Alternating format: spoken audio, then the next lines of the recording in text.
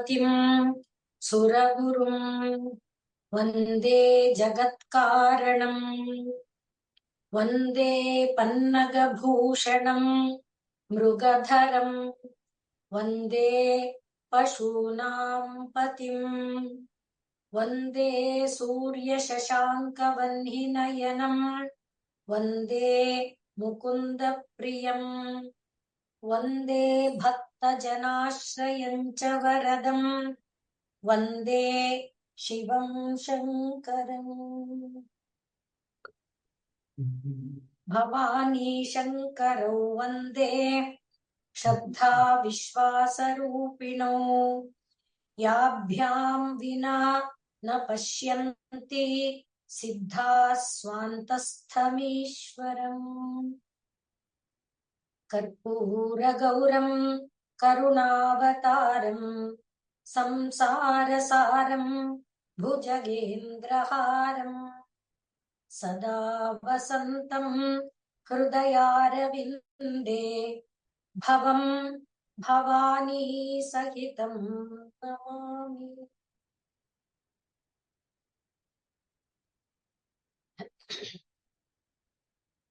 ನಾವು ಶಿವಾನಂದ ಲಹರಿಯ 10ನೇ ಶ್ಲೋಕ ನರತ್ವಂ ದೇವತ್ವಂ ನಗವನ ಮೃಗತ್ವಂ ಮಶಕತಾ ಪಶುತ್ವಂ ಕೀಟತ್ವಂ ಭವತು ವಿಹಗತ್ವಾದಿ ಜನನಂ ಸದಾ ತ್ವತ್ಪಾದಾಬ್ಜ ಸ್ಮರಣ ಪರಮಾನಂದ ಲಹರಿ ವಿಹಾರಾಸಕ್ತಂ ಚೇತ್ ಹೃದಯಮಿಹ ಕಿಂ ತೇನ ವಪುಷ ಅನ್ನುವಾಗ ಶರೀರ ಯಾವುದಾದ್ರೆ ಏನು, ಮುಖ್ಯವಾಗಿ ಬೇಕಾದ್ದೇನು ಅಂತ ಕೇಳಿದ್ರೆ ಭಗವಂತನ ಪಾದಾರವಿಂದಗಳಲ್ಲಿ ಹೃದಯ ಲಗ್ನವಾಗಿರ್ಬೇಕು. ಯಾವುದೇ ಶರೀರ ಇರಲಿ, ಆ ಶರೀರದಲ್ಲಿರುವ ಹೃದಯ ಅಂದ್ರೆ ಆ ಜೀವ ಆ ಪರಮಾತ್ಮನೊಡನೆ ಲಗ್ನವಾಗಿದ್ರೆ, ಆ ಪರಮಾತ್ಮನ ಆನಂದ ಲಹರಿಯಲ್ಲಿ ವಿಹರಿಸ್ತಾ ಇದ್ರೆ ಅದಕ್ಕಿಂತ ಇನ್ನೇನು ಬೇಕಾಗಿಲ್ಲ. ಆಗ ಯಾವ ಶರೀರ ಆದ್ರೇನು ಅನ್ನುವಾಗ ನರತ್ವಂ ಅಂತ ಹೇಳಿದ್ರೆ ಅದು ಶಾಸ್ತ್ರಾದಿಗಳ ಅಧಿಕಾರವನ್ನ ಹೇಳುತ್ತೆ. ಆದ್ರಿಂದ ಶಾಸ್ತ್ರಾದಿಗಳ ಅಧ್ಯಯನ ಇರುವಂತ ಮಾನವತ್ವ ಆಗಿರ್ಲಿ, ದೇವತ್ವ ಅಂದಾಗ ಮಾಡಿದ ಪುಣ್ಯಗಳ ಫಲವಾದಂಥ ಭೋಗಾಧಿಪತಿತ್ವ ಅಂದ್ರೆ ಭೋಗಗಳು, ಅನೇಕ ಪುಣ್ಯ ಭೋಗಗಳು ಅದಾಗಲಿ, ಅಥವಾ ಪ್ರಾಣಿಗಳಾಗಿದ್ದಾಗ ಸಂಸಾರ ತಾಪ ಇಲ್ಲ, ಆ ಸಂಸಾರ ತಾಪದ ಇದನ್ನ ತಡ್ಕೊಳ್ಳುವ ಯೋಗ್ಯತೆ ಇಲ್ಲ, ಸಹನೆ ಮಾಡಿಕೊಳ್ಳು ಅಂತ ಯಾವುದೇ ಆಗಿರ್ಲಿ, ಅಂದ್ರೆ ದೊಡ್ಡದಿಂದ ಚಿಕ್ಕದು, ಚಿಕ್ಕದಿಂದ ದೊಡ್ಡದು ಯಾವುದೇ ಆಗಿದ್ರು, ಒಂದು ಸಣ್ಣ ಕೀಟವಾಗಿದ್ರು ಕೂಡ ಭಗವಂತನ ಪಾದಾರವಿಂದಗಳಲ್ಲಿ ಹೃದಯ ಆ ಪರಮಾತ್ಮ ಆನಂದ, ಪರಮ ಆನಂದವನ್ನ ಅನುಭವಿಸುವಂತೆ ಇರುವಂತಾಗಬೇಕು.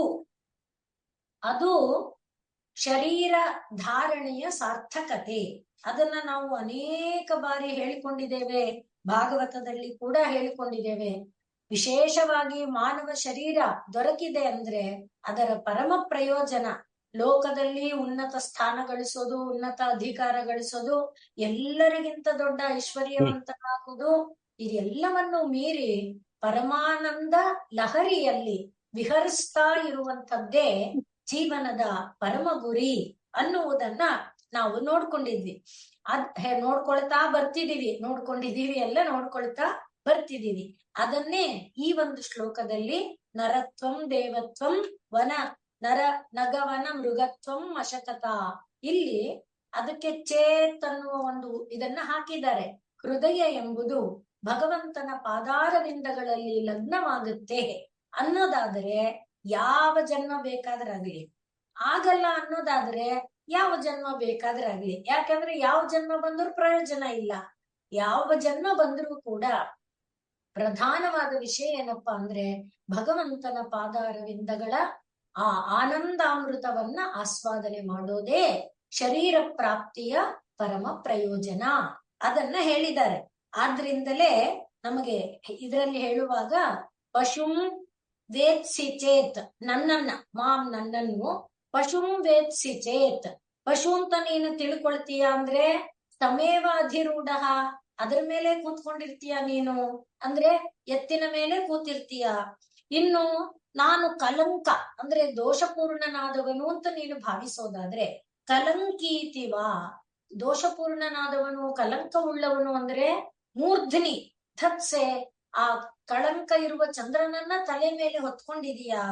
ಇನ್ನು ಕಲಂಕ ಅನ್ನುವಾಗ ವಿಷದಿಂದ ಕೂಡಿರೋದು, ಆಗ ತಮೇವ ದ್ವಿಜಿಹ್ವಃ ಪುನಃ ಸೋಪಿ, ಎರಡು ನಾಲಿಗೆ ಅದು ವಂಚಕತೆ, ಅದು ಒಂದು ವಿಷಮತೆ ಅನ್ನೋದಾದ್ರೆ ಅದು ತೇ ಕಂಠಭೂಷ, ನಿನ್ನ ಕುತ್ತಿಗೆಗೆ ಹಾರ ಆಗಿದೆ. ಹೀಗೆ ತ್ವದಂಗೀಕೃತ ಎಲ್ಲ, ಯಾವುದೇ ಆಗ್ಲಿ ಅಂದ್ರೆ ಸರ್ಪವಾಗಲಿ ಚಂದ್ರನಾಗಲಿ ಯಾರೇ ಆಗಿರ್ಲಿ, ನೀನು ಅಂಗೀಕರಿಸಿದೆ ಅಂದ್ರೆ ಆ ಲೋಪದೋಷಗಳೆಲ್ಲ ದೂರ ಹೋಗ್ಬಿಡುತ್ತೆ. ತ್ವದಂಗೀಕೃತ ಸರ್ವ ಸರ್ವೇಪಿ ಧನ್ಯಾಹ ಎಂಬುದಾಗಿ ಆಚಾರ್ಯರೇ ಶಿವಭುಜಂಗ ಸ್ತೋತ್ರದಲ್ಲಿ ಈ ಮಾತನ್ನ ಹೇಳ್ತಾರೆ. ಪಶುಂ ವೇತ್ಸಿ ಚೇನ್ಮಾಂ ತಮೇವಾಧಿರೂಢ ಕಲಂಕೀತಿವ ಮೂರ್ಧ್ನಿ ಧತ್ಸೆ ತಮೇವ ದ್ವಿಜಿಹ್ವಃ ಏವ ಪುನಃ ಸೋಪಿತೆ ಕಂಠಾಭರಣ, ಅವನನ್ನೇ ನೀನು ಕಂಠಾಭರಣವಾಗಿ ಕೂಡ ಮಾಡ್ಕೊಂಡಿದೀಯೇ. ಆದ್ರಿಂದ ಈಗ ಬೇಕಾದ್ದೇನು, ನನ್ನನ್ನೂ ಕೂಡ ನಿನ್ನ ಒಂದು ಅಂಗವಾಗಿ ಮಾಡ್ಕೊಂಡ್ಬಿಡು, ಅಥವಾ ನನ್ನನ್ನೂ ನೀನು ಅಂಗೀಕರಿಸು. ತ್ವದಂಗೀಕೃತ ಶರ್ವ ಸರ್ವೇಪಿ ಧನ್ಯಾಹ, ಹಾಗೆ ನನ್ನನ್ನು ನೀನು ಸ್ವೀಕರಿಸಿ ಧನ್ಯನನ್ನಾಗಿ ಮಾಡು ಎಂಬ ಅಭಿಪ್ರಾಯವನ್ನ 10ನೇ ಶ್ಲೋಕದಲ್ಲಿರುವುದನ್ನ ನೆನಪಿಸಿಕೊಂಡು ಈಗ 11ನೆಯ ಶ್ಲೋಕಕ್ಕೆ ಬರ್ತಾ ಇದ್ದೇವೆ. ವಟುರ್ವಾ ಗೇಹೀವಾ ವಟುರ್ವಾ ಗೇಹೀವಾ ಯತಿರಪಿ ಜಟೀವಾ ಯತಿರಪಿ ಜಟೀವಾ ತದಿತರೋ ನರೋ ವಾ ಯಃ ಕಶ್ಚಿತ್ ತದಿತರೋ ನರೋ ವಾ ಯಃ ಕಶ್ಚಿತ್ ಭವತು ಭವ ಕಿಂ ತೇನ ಭವತಿ ಯಃ ಕಶ್ಚಿತ್ ಭವತು ಭವ ಕಿಂ ತೇನ ಭವತಿ ಯದೀಯಂ ಹೃತ್ಪದ್ಮಂ ಯದೀಯಂ ಹೃತ್ಪದ್ಮಂ ಯದಿ ಭವದಧೀನಂ ಪಶುಪತೆ ಯದಿ ಭವದಧೀನಂ ಪಶುಪತೆ ತದೀಯಸ್ತ್ವಂ ಶಂಭೋ ತದೀಯಸ್ತ್ವಂ ಶಂಭೋ ಭವಸಿ ಭವಭಾರಂಚ ವಹಸಿ ಭವಸಿ ಭವಭಾರಂಚ ವಹಸಿ. ಯಾರಾದ್ರೆ ಅಂದ್ರೆ ಯಾವ ಒಂದು ಆಶ್ರಮದಲ್ಲಿರುವವನಾದ್ರೆ ಏನು, ವಟುರ್ವಾ ವಟುವಾದರೇನು, ಗೇಹಿ ಗೃಹಸ್ಥನಾಗಿದ್ದರೆ ಏನು, ಅಥವಾ ಯತಿಯೋ ಜಟಿಯೋ ಅಂದ್ರೆ ಜಟಾಧಾರಿಯಾಗಿ ಸನ್ಯಾಸಿಯಾಗಿ ಕಾಡಿನಲ್ಲಿ ವಾಸ ಮಾಡ್ತಾ ಇರೋನೋ, ಯತಿಯಾಗಿ ಒಂದು ಆಶ್ರಮದಲ್ಲಿ ಇರುವಂಥವನೋ ಆಗಿರ್ಲಿ. ತದಿತರೋ, ಇದು ಯಾವುದು ಅಲ್ಲ, ಇದು ಯಾವುದಕ್ಕೂ ಸೇರದೆ ಬೇರೆಯವನು. ಮತ್ತೆ ನರೋವ ಮನುಷ್ಯನಾಗಿರ್ಲಿ, ಸಾಮಾನ್ಯ ಮನುಷ್ಯನಾಗಿರ್ಲಿ, ಯಾರೇ ಯಃ ಕಶ್ಚಿತ್ ಭವತು, ಅವನು ಯಾರೇ ಆಗಿರ್ಲಿ, ಭವ ಕಿಂ ತೇನ ವಪುಷ, ಅದನ್ನ ಕಟ್ಕೊಂಡೇನು ಅವನು, ಅಂದ್ರೆ ಆಶ್ರಮಗಳಾಗಲಿ ವರ್ಣಗಳಾಗಲಿ ಅದರಿಂದ ಆಗುವಂತ ಲಾಭ ಏನೂ ಇಲ್ಲ. ತೇನ ಕಿಂ ಭವತಿ, ಅದರಿಂದ ಏನಾಗತ್ತೆ, ಯಾಕೆ ಅಂದ್ರೆ ಯದೀಯಂ ಹೃತ್ ಪದ್ಮಂ, ಯಾರ ಯದೀಯಂ ಅಂದ್ರೆ ಯಾರ, ಯಾರ ಹೃತ್ ಪದ್ಮಂ ಹೃದಯ ಎಂಬ ಕಮಲವು, ಯಾರ ಹೃದಯ ಎಂಬ ಕಮಲವು ನಿನ್ನದಾಗೋದಿಲ್ವೋ, ಯದಿ ಭವದ ಅಧೀನಂ ನಿನ್ನ ಅಧೀನ ಆಗತ್ತೆ ಅಂದ್ರೆ ಸರಿ, ನಿನ್ನ ಅಧೀನ ಆಗಲ್ಲ ಅಂದ್ರೆ ಆಗೇನು ಪ್ರಯೋಜನ ಇಲ್ಲ. ಅದನ್ನೇ ಹಿಂದೆ ಹೇಳಿದ್ದು, ತ್ವದಂಗೀಕೃತ ಶರ್ವ ಸರ್ವೇಪಿ, ಯಾರ್ಯಾರನ್ನ ನೀನ್ ಅಂಗೀಕರಿಸ್ತೀಯೋ ಅವರೆಲ್ಲರೂ ಧನ್ಯರೇ ಅಂತ ಭುಜಂಗವನ್ನ ನೆನಪಿಸಿಕೊಳ್ತಾ ಇಲ್ಲೂ ಕೂಡ ಅದೇ ತದೀಯಸ್ತ್ವ, ಆಗ ಯಾರು ಅವರ ಹೃದಯವನ್ನ ನಿನ್ನಗೆ ಅಧೀನ ಮಾಡಿಬಿಡ್ತಾರೋ, ಅವರ ಹೃದಯವನ್ನ ನಿನ್ನ ಅಧೀನವಾಗಿ ಮಾಡ್ತಾರೋ, ಅಂದ್ರೆ ನಿನ್ನ ಒಂದು ಯಂತ್ರವಾಗಿ ನಿನ್ನ ಇಚ್ಛೆಯಂತೆ ನಿನ್ನ ಸಂಕಲ್ಪದಂತೆ ಯಾರು ಬದುಕ್ತಾರೋ ಅವರಿಗೆ ಏನು ಲಾಭ, ತದೀಯಸ್ತ್ವಂ, ನೀನು ಅವರವನೇ ಆಗ್ಬಿಡ್ತೀಯ, ನೀನು ಅವರವನೇ ಆಗ್ಬಿಡ್ತೀಯ. ಅಷ್ಟೇ ಅಲ್ಲದೆ ಅವಭಾರಂಚ ವಹಸಿ, ಅವರ ಭಾರ ಇದೆಯಲ್ಲ ಆ ಭಾರ ಎಲ್ಲ ನೀನೇ ಹೊತ್ಕೋತೀಯ. ಜನ್ಮ ಜನ್ಮಗಳು ಎತ್ಕೊಂಡು ಬಂದಿದಾರಲ್ಲ, ಆ ಕೋಟಿ ಕೋಟಿ ಜನ್ಮಗಳ ಭಾರ ಕೂಡ ನೀನು ದೂರ ಮಾಡ್ಬಿಡ್ತೀಯ, ತೆಗೆದಾಕ್ಬಿಡ್ತೀಯ. ಆದ್ದರಿಂದ ಏನ್ ಮಾಡ್ಬೇಕು ಅಂತ ಇದರ ಅರ್ಥ, ಹಿಂದಿನ ಇದರಲ್ಲಿ ಏನ್ ಹೇಳಿದ್ರು, ಹೃದಯ ಕಮಲ ಎಂಬುದನ್ನ ಭಗವಂತನ ಪಾದಾರವಿಂದಗಳ ಸ್ಮರಣೆಯಿಂದ ಕೂಡಿರುವಂತೆ, ಭಗವಂತನ ಪಾದಾರವಿಂದಗಳ ಸ್ಮರಣ ಆನಂದ ಲಹರಿಯಲ್ಲಿ ವಿಹರಿಸ್ತಾ ಇರುವಂತೆ ಚೇತ್ ಮಾಡಬೇಕು. ಮಾಡಿದರೆ, ಮಾಡದೇ ಇದ್ದರೆ, ಎರಡನ್ನ ಹೇಳಿದ್ರು. ಈಗ ಏನ್ ಮಾಡಿದರೆ ಅಂತ ಇದ್ದಾರೆ. ಏನ್ ಮಾಡ್ಬೇಕಪ್ಪ ಅಂದ್ರೆ ಹೃದಯ ಪದ್ಮವನ್ನ ನಿನ್ನ ಅಧೀನ ಮಾಡಿಬಿಡ್ಬೇಕು. ಅಂದ್ರೆ ಅರ್ಥ ಏನು, ನಿತ್ಯ ನಿರಂತರವಾಗಿ ಭಗವತ್ ಸ್ಮರಣೆ ಮಾಡ್ಬೇಕು. ಮತ್ತೆ ನಾವು ಮಾಡುವಂತಹ ಪ್ರತಿಯೊಂದು ಚಟುವಟಿಕೆ ಕೂಡ ಭಗವಂತನ ಇಚ್ಛೆಯಂತೆ ನಡೀತಾ ಇದೆ, ಅದಕ್ಕೆಲ್ಲಕ್ಕೆ ಭಗವಂತ ಕಾರಣಕರ್ತನಾಗಿದ್ದಾನೆ ಅನ್ನುವ ಭಾವನೆಯೊಡನೆ ನಾವು ಹೇಳಿಕೊಂಡಿರುವಂತೆ ಶ್ರೀ ಭಗವದಾಜ್ಞೆಯ ಭಗವತೋ ಬಲೇನ ಭಗವತೋ ವೀರ್ಯೇಣ ಭಗವತಸ್ತೇಜಸ ಭಗವತ ಶಕ್ತಿಯ, ಹಾಗೆ ಭಗವಂತ ಕೊಟ್ಟಂತ ಶರೀರ, ಭಗವಂತ ಕೊಟ್ಟಂತ ಮನಸ್ಸು, ಭಗವಂತ ಕೊಟ್ಟ ಮನಸ್ಸಿನೊಳಗೆ ಭಗವಂತ ಇಟ್ಟ ಸಂಕಲ್ಪ ಏನಿದೆ ಅದು ಭಗವಂತನ ಅಧೀನ, ನನ್ನ ಅಧೀನ ಅಲ್ಲ ಎನ್ನುವ ಭಾವ ಹೃದಯದಲ್ಲಿ ಬಂದು ಬಿಟ್ರೆ ಸಾಕು, ಇನ್ನೇನು ಬೇಕಾಗಿಲ್ಲ. ಅಂಥವರಿಗೆ ಏನಪ್ಪಾ ಅಂದ್ರೆ ಪರಮಾತ್ಮ ಅವರವನು ತಾನೇ ಆಗ್ಬಿಡ್ತಾನೆ, ಅವರ ಮನೆಯ ಸಮಸ್ತ ಮಾಡ್ತಾನೆ, ಅವರ ಕೂಲಿ ಕೆಲಸ ಮಾಡ್ತಾನೆ.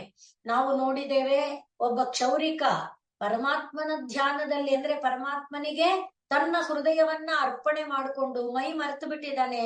ರಾಜನ ಮನೆಗೆ ಸಮಯಕ್ಕೆ ಹೋಗ್ಬೇಕಾಗಿತ್ತು, ಸಮಯಕ್ಕೆ ಅವನು ಹೋಗ್ಲಿಲ್ಲ ಅಂದ್ರೆ ರಾಜ ಶಿಕ್ಷಿಸ್ತಾನೆ. ಅದಕ್ಕೇನ್ ಮಾಡ್ದ ಪರಮಾತ್ಮ, ತಾನೇ ಕ್ಷೌರಿಕನಾಗಿ ಹೋದ.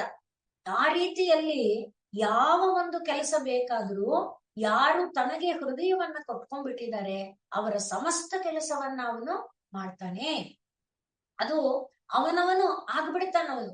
ತದೀಯಸ್ತ್ವಂ ಮತ್ತೆ ಚ ಮತ್ತು ಭವಭಾರಂ ವಹಸಿ, ಆ ಜೀವಿಯ ಭವದ ಸುಖವೋ ದುಃಖವೋ ಲಾಭವೋ ನಷ್ಟವೋ ಜಯವೋ ಅಪಜಯವೋ ಕೀರ್ತಿಯೋ ಎಲ್ಲವನ್ನ ಪರಮಾತ್ಮ ಹೊತ್ಕೋತಾನೆ ಅನ್ನುವುದನ್ನ ಇಲ್ಲಿ ಹೇಳುವುದರ ಮೂಲಕ ನಮಗೆ ಹೇಳ್ತಾ ಇದ್ದಾರೆ. ಏನು, ಪರಮಾತ್ಮನನ್ನ ನೀನು ಎಲ್ಲಾದರೂ ಇರು, ಆಶ್ರಯಿಸು, ನಿನ್ನ ಶರೀರ ಮನ ಬುದ್ಧಿ ಇಂದ್ರಿಯಗಳನ್ನ ಪರಮಾತ್ಮ ಅರ್ಪಿತವಾಗಿ ಮಾಡಿಬಿಡು ಅನ್ನುವುದಾಗಿ ಇಲ್ಲಿ ನಮಗೆ ಹೇಳ್ತಾ ಇದ್ದಾರೆ. ಒಟ್ಟು ಅನ್ನುವುದಕ್ಕೆ ಉದಾಹರಣೆಯಾಗಿ ಧ್ರುವ, ಅದು ಪುಟಾಣಿ ಹುಡುಗ ಪ್ರಹ್ಲಾದ, ಅವರುಗಳನ್ನ ನಾವು ಗಮನಿಸಿಕೊಳ್ಳಬಹುದು. ಪ್ರಹ್ಲಾದ ಧ್ರುವ ಅವನು ಬಂದಾಗ ರಾಜ್ಯ ಬೇಕು ಅಂತೆ ಬಂದ, ತಂದೆಯ ಮಡಿಲಿನಲ್ಲಿ ಸ್ಥಾನ ಬೇಕು, ಸಿಂಹಾಸನದಲ್ಲಿ ಸ್ಥಾನ ಬೇಕು ಅಂತೆ. ಯಾವಾಗ ಹಿಂದಿನ ಇದರಲ್ಲಿ ಹೇಳಿದಂತೆ ಪಾದಾಂಭೋಜ ಪರಮ ಸ್ಮರಣ ಪರಮಾನಂದ ಲಹರಿ, ಆ ಪರಮ ಆನಂದ ಲಹರಿಯಲ್ಲಿ ಮುಳುಗು ಬಿಟ್ಟ, ಆಗ ಅವನಿಗೆ ಇದು ಬೇಕಾಗ್ಲಿಲ್ಲ, ರಾಜ್ಯ ಬೇಡ, ಏನು ಬೇಡ, ಆ ಭಗವಂತ ಒಂದು ಸಾಕು ಅಂತ ಅನ್ನಿಸ್ತು.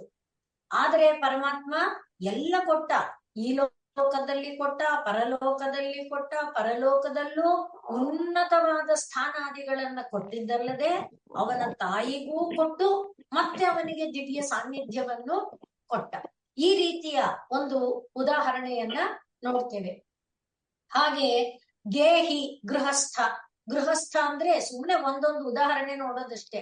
ಅಂಬರೀಷ ಇದ್ದಾನೆ, ಮತ್ತೆ ಈ ಏಕಾದಶಿಯ ವ್ರತವನ್ನ ಮಾಡುವಂತ, ಹಾಗೆ ವ್ರತ ಮಾಡ್ತಾ ಅವನು ರಾಜನಾಗಿದ್ರು ದೇವಸ್ಥಾನವನ್ನ ಶುದ್ಧ ಮಾಡೋದು ಇತ್ಯಾದಿ ಎಲ್ಲ ಕೆಲಸಗಳನ್ನ ಮಾಡ್ತಾ ಇದ್ದಂಥವನಾಗಿ ಅವನೇನು ಬೇಡ್ಲಿಲ್ಲ, ಪರಮಾತ್ಮನೇ ಅವನ ರಕ್ಷಣೆಗೆ ಚಕ್ರ ಕೊಟ್ಟ. ಪರಮಾತ್ಮ ದೂರ್ವಾಸ ಹೋಗಿ ಬೇಡ್ಕೊಂಡ್ರೆ ನಾನು ಅವನ ಅಧೀನಪ್ಪ ಅಂದ. ಆದ್ರಿಂದ ತದೀಯಸ್ತ್ವಂ, ಅವನವನು ನೀನಾಗ್ಬಿಡ್ತೀಯ. ಅಂಬರೀಷ ಎಸ್ ಅನ್ನೋದು ಹೊರತು ನಾನೇನು ಮಾಡಕ್ಕಾಗಲ್ಲ ಅಂದ್ಬಿಟ್ಟ. ಹಾಗೆ ಪರಮಾತ್ಮನ ಅಧೀನವಾಗಿ ನಮ್ಮ ಹೃದಯ ಕೊಟ್ಬಿಟ್ರೆ ಪರಮಾತ್ಮ ನಮ್ಮವನಾಗ್ಬಿಡ್ತಾನೆ. ಮತ್ತೆ ದೂರ್ವಾಸರ ಒಂದು ಶ್ರದ್ಧೆ ಭಕ್ತಿ ಇದನ್ನ ನಾವು ಈಗ ತಾನೇ ನೋಡ್ಕೊಂಡ್ವಿ. ದೂರ್ವಾಸರು ಎಲ್ಲ ಭೋಗಗಳಲ್ಲಿದ್ರು, ದೂರ್ವಾಸರು ಕೋಪಕ್ಕೆ ಪ್ರಸಿದ್ಧಿ ಅನ್ನುವಂತೆ ಇದ್ರು. ಆ ಕೋಪ ಎನ್ನುವುದು ಅವರಿಗೆ ತಟ್ಟಲ್ಲ. ಕೋಪದ ಪ್ರಭಾವವಾದಂಥ ಕೋಪದ ದುಷ್ಪರಿಣಾಮ ಅವ್ರಿಗೆ ಆಗಲ್ಲ. ಯಾಕೆ ಅಂದ್ರೆ ತ್ವದಧೀನಂ ಹೃದಯಂ ಭವದಧೀನಂ ಹೃತ್ಪದ್ಮಂ. ದೂರ್ವಾಸರು ತಮ್ಮ ಹೃದಯ ಪದ್ಮವನ್ನ ನಿನ್ನ ಅಧೀನ ಮಾಡಿಬಿಟ್ಟಿದ್ದಾರೆ. ಆದ್ರಿಂದಲೇ ಆ ಕೋಪ ಏನಿದೆ, ಕೋಪ ಮತ್ತು ಕಾಮ ಎರಡು ತಾನೇ ಮಹಾಶನೋ ಮಹಾಪಾಪ್ಮ ಅಂದಿದ್ದಾನೆ ಕೃಷ್ಣ. ಮಹಾಪಾಪಗಳಿಗೆ ಪ್ರೇರಕವಾದದ್ದು. ಅಂಥ ಮಹಾಪಾಪಕಾರಕವಾದಂಥ ಕ್ರೋಧವೂ ಕೂಡ, ಕ್ರೋಧಕ್ಕೆ ವಶರಾಗಿದ್ರು ಅದು ಅವರನ್ನೇನು ಮಾಡಲ್ಲ. ಆ ರೀತಿ ಯಾತಕ್ಕೆ ಅಂದ್ರೆ ಭವದಧೀನಂ. ಅದಕ್ಕೆ ಯತಿರಪಿ ಜಟೀವ ಹೀಗೆ ಉದಾಹರಣೆಯನ್ನ ಕೊಡ್ತಾ ಇತರಹ ಅನ್ನುವ ಉದಾಹರಣೆ ಬಂದಾಗ ಬೇಕಾದ ಉದಾಹರಣೆಗಳಿದೆ.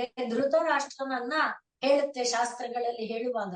ಏನಪ್ಪಾ ಧೃತರಾಷ್ಟ್ರನ ವೈಶಿಷ್ಟ್ಯ ಅಂದ್ರೆ, ಧೃತ ರಾಷ್ಟ್ರ ಹೆಸರಿಗೆ ಅವನು ರಾಷ್ಟ್ರವನ್ನೇ ಹಿಡ್ಕೊಂಡ್ಬಿಟ್ಟಿದ್ದಾನೆ.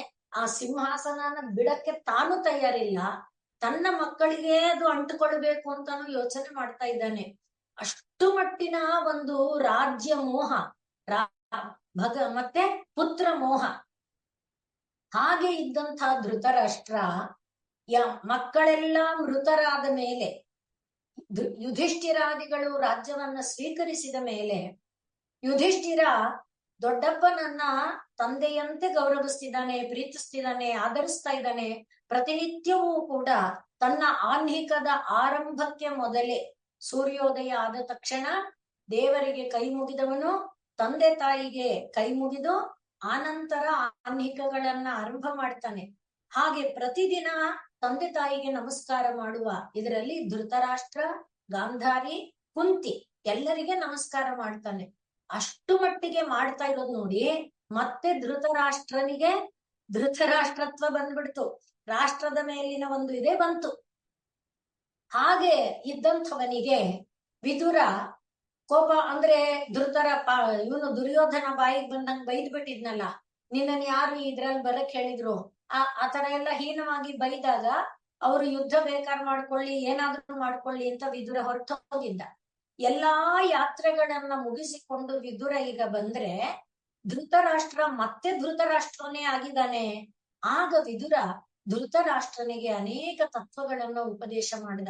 ಇಷ್ಟೆಲ್ಲ ಭವದಲ್ಲಿ ಬೆಂದಿದ್ದು ಸಾಲದ, ಎಷ್ಟೆಲ್ಲ ಭಂಗ ಅನುಭವಿಸಿದೆ, ಎಷ್ಟೆಲ್ಲ ಮಾನಾಪಮಾನ ನೋಡಿದೆ, ಇಷ್ಟೆಲ್ಲ ಮಕ್ಕಳನ್ನ ಕಳ್ಕೊಂಡೆ, ಆದರೂ ಈ ರೀತಿ ಧೃತ ರಾಷ್ಟ್ರತ್ವ ಅಂದ್ರೆ ರಾಷ್ಟ್ರವನ್ನ ಬಿಗಿಯಾಗಿ ಹಿಡಿದುಕೊಳ್ಳುವಂತ ಮೋಹ ನಿನಗೆ ಯಾಕೆ?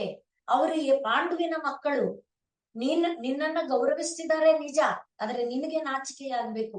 ಎಷ್ಟು ರೀತಿ ಅವರಿಗೆ ಭಂಗ ಮಾಡಿದೆಯೇ, ಎಷ್ಟು ರೀತಿ ಹಿಂಸೆ ಮಾಡಿದೆಯೇ, ವಿಷಾನ್ನ ಇಟ್ಟಿದೆಯೇ, ಅರಗಿನ ಮನೆಯಲ್ಲಿ ಸುಡಿಸಿ, ಏನೇನೆಲ್ಲ ಮಾಡಿದ್ರು ಕೂಡ ಇನ್ನು ಅವರನ್ನ ಆಶ್ರಯಿಸಿಕೊಂಡಾದ್ರೂ ಧೃತರಾಷ್ಟ್ರತ್ವ ಇರಬೇಕು ಅಂದ್ರೆ ನಾಚಿಕೆ ಆಗಲ್ವಾ ನಿನಗೆ? ಹೀಗೆಲ್ಲ ವಿದುರ ಹೇಳಿ ತತ್ವವನ್ನು ಬೋಧಿಸಿ ಏನ್ ಮಾಡ್ದ, ರಾತ್ರೋರಾತ್ರಿ ಧೃತರಾಷ್ಟ್ರ, ಗಾಂಧಾರಿ, ಕುಂತಿಯನ್ನ ಕರ್ಕೊಂಡು ಹೊರಟೋದ. ಮರುದಿನ ಬೆಳಗ್ಗೆ ಮಾಮೂಲಿಯಂತೆ ಯುಧಿಷ್ಠಿರ ನಮಸ್ಕಾರ ಮಾಡೋಣ ಅಂತ ಬರ್ತಾನೆ. ಎಲ್ಲಿ ದೊಡ್ಡಪ್ಪ ಇಲ್ಲ, ದೊಡ್ಡಮ್ಮ ಇಲ್ಲ, ಅಮ್ಮ ಇಲ್ಲ. ದುಃಖಿತನಾದ. ನಾರದರು ಬಂದು ಹೇಳಿದ್ರು, ಇದಕ್ಕೆಲ್ಲ ದುಃಖ ಪಡುವಂಥದ್ದಲ್ಲಪ್ಪ, ಇದು ಪ್ರಪಂಚದಲ್ಲಿರುವಂತಹ ಸಂಬಂಧಗಳಿಗೆ ಅಂಟುಕೊಳ್ಳೋದಲ್ಲ. ಶರೀರಗಳು ಬಿದ್ದೋದ್ರೆ ಸಂಬಂಧ ಬಿದ್ದೋಗುತ್ತೆ, ಶರೀರ ಇರುವವರೆಗೆ ಸಂಬಂಧ. ಈ ತರ ಯುಧಿಷ್ಠಿರನಿಗೆ ಮತ್ತೆ ವಿಚಾರ ಹೇಳಿದ್ರು.